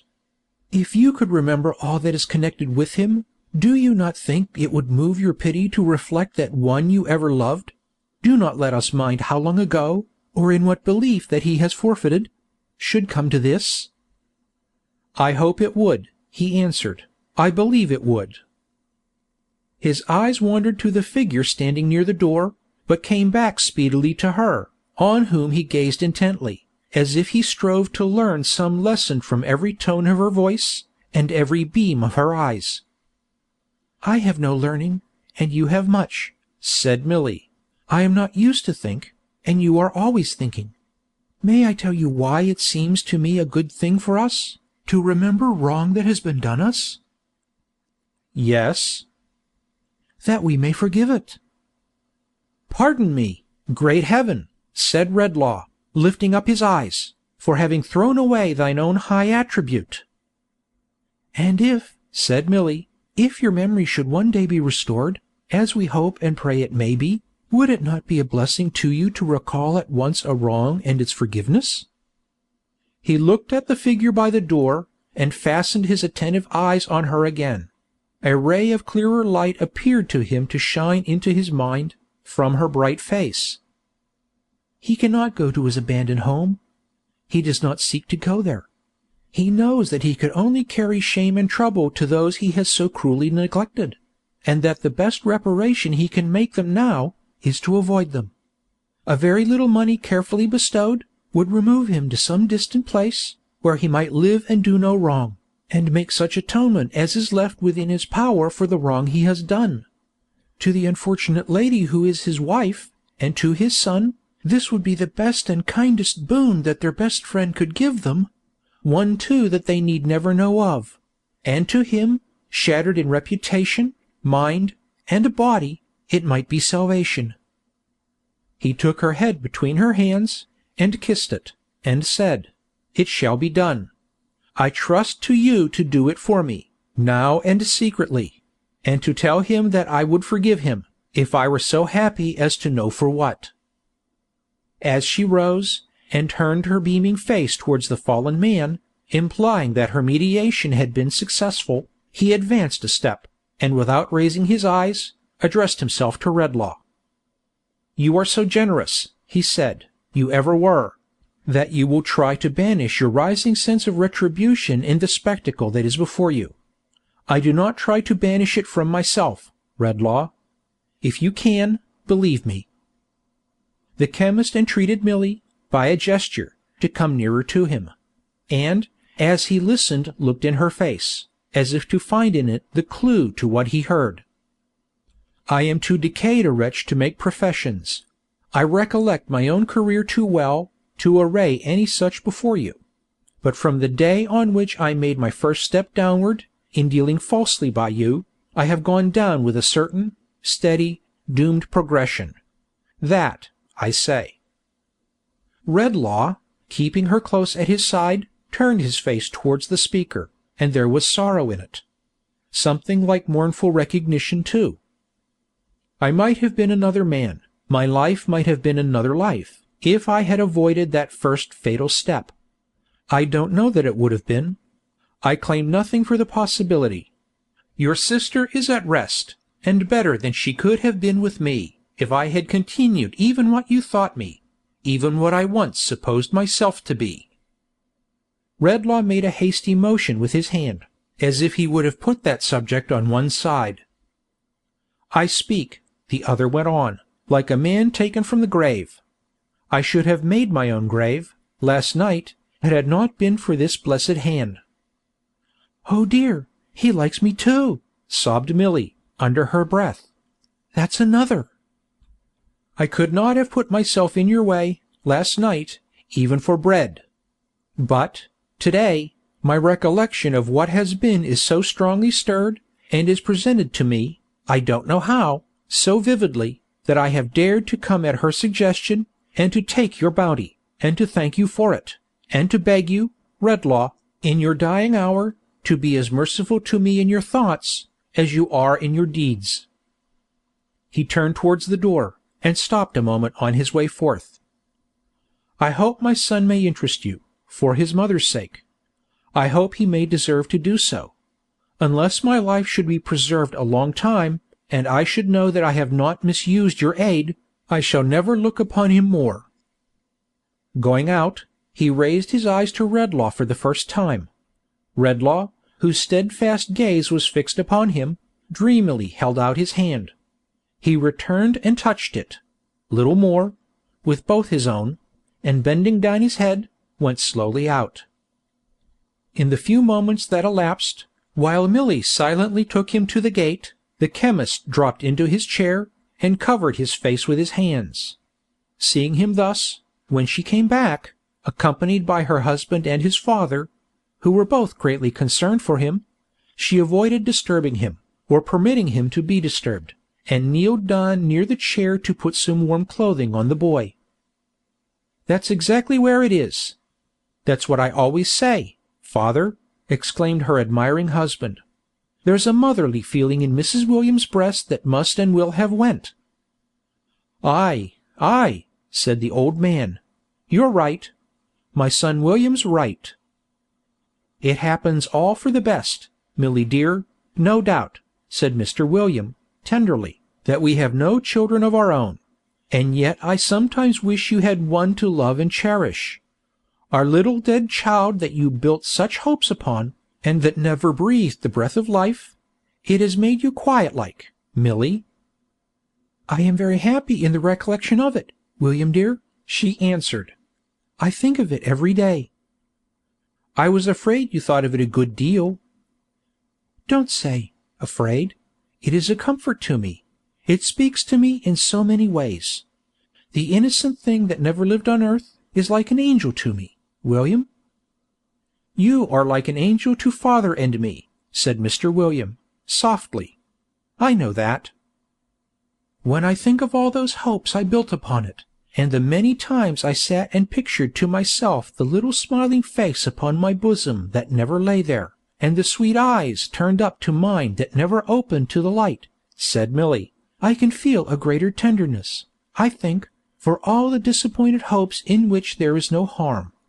When I see a beautiful child in its fond mother's arms, I love it all the better, thinking that my child might have been like that, and might have made my heart as proud and happy." Redlaw raised his head and looked towards her. "All through life, it seems by me," she continued, "to tell me something. For poor neglected children, my little child pleads as if it were alive, and had a voice I knew, with which to speak to me. When I hear of youth in suffering or shame, I think that my child might have come to that, perhaps, and that God took it from me in his mercy. Even in age and grey hair, such as father's, it is present, saying that it too might have lived to be old, long and long after you and I were gone, and to have needed the respect and love of younger people." Her quiet voice was quieter than ever, as she took her husband's arm, and laid her head against it. "Children love me so, that I sometimes half fancy, it's a silly fancy, William, they have some way I don't know of feeling for my little child, and me, and understanding why their love is precious to me. If I have been quiet since, I have been more happy, William, in 100 ways. Not least happy, dear, in this, that even when my little child was born and dead but a few days, and I was weak and sorrowful, and could not help grieving a little, the thought arose, that if I tried to lead a good life, I should meet in heaven a bright creature, who would call me Mother." Redlaw fell upon his knees, with a loud cry. "O thou," he said, "who through the teaching of pure love, hast graciously restored me to the memory which was the memory of Christ upon the cross, and of all the good who perished in his cause, receive my thanks, and bless her."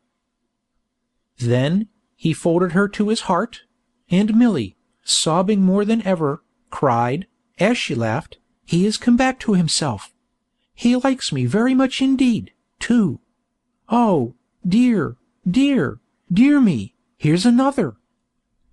Then the student entered, leading by the hand a lovely girl, who was afraid to come. And Redlaw so changed towards him, seeing in him and his youthful choice the softened shadow of that chastening passage in his own life, to which, as to a shady tree, the dove so long imprisoned in his solitary ark might fly for rest and company, fell upon his neck, entreating them to be his children. Then, as Christmas is a time in which, of all times in the year, the memory of every remediable sorrow, wrong, and trouble in the world around us, should be active with us, not less than our own experiences, for all good, he laid his hand upon the boy, and, silently calling him to witness who laid his hand on children in old time, rebuking, in the majesty of his prophetic knowledge, those who kept them from him, vowed to protect him, teach him, and reclaim him. Then he gave his right hand cheerily to Philip, and said that they would that day hold a Christmas dinner in what used to be, before the 10 poor gentlemen commuted, their great dinner hall, and that they would bid it to as many of that Swidger family, who, his son had told him, were so numerous that they might join hands and make a ring round England, as could be brought together on so short a notice. And it was that day done. There were so many Swidgers there, grown up and children, that an attempt to state them in round numbers might engender doubts, in the distrustful, of the veracity of this history. Therefore the attempt shall not be made. But there they were, by dozens and scores, and there was good news and good hope there, ready for them, of George, who had been visited again by his father and brother, and by Milly, and again left in a quiet sleep. There, present at the dinner, too, were the Tedderbys, including young Adolphus, who arrived in his prismatic comforter, in good time for the beef. Johnny and the baby were too late, of course, and came in all on one side, the one exhausted, the other in a supposed state of double tooth, but that was customary, and not alarming. It was sad to see the child who had no name or lineage, watching the other children as they played, not knowing how to talk with them, or sport with them, and more strange to the ways of childhood than a rough dog. It was sad, though in a different way, to see what an instinctive knowledge the youngest children there had of his being different from all the rest, and how they made timid approaches to him with soft words and touches, and with little presents, that he might not be unhappy.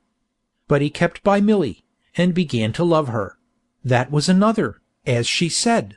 And, as they all liked her dearly, they were glad of that, and when they all saw him peeping at them from behind her chair, they were pleased that he was so close to it. All this, the chemist, sitting with the student and his bride that was to be, Philip, and the rest, saw. Some people have said since, that he only thought what has been herein set down, others, that he read it in the fire, one winter night about the twilight time, others, that the ghost was but the representation of his gloomy thoughts, and Milly the embodiment of his better wisdom. I say nothing. Except this, that as they were assembled in the old hall, by no other light than that of a great fire, having dined early, the shadows once more stole out of their hiding-places, and danced about the room, showing the children marvellous shapes and faces on the walls, and gradually changing what was real and familiar there, to what was wild and magical. But that there was one thing in the hall, to which the eyes of Redlaw, and of Milly and her husband, and of the old man, and of the student, and his bride that was to be, were often turned, which the shadows did not obscure or change, deepened in its gravity by the firelight, and gazing from the darkness of the panelled wall like life, the sedate face in the portrait, with the beard and ruff, looked down at them from under its verdant wreath of holly, as they looked up at it, and, clear and plain below, as if a voice had uttered them, were the words, "Lord, keep my memory green." End of chapter 3, part 3.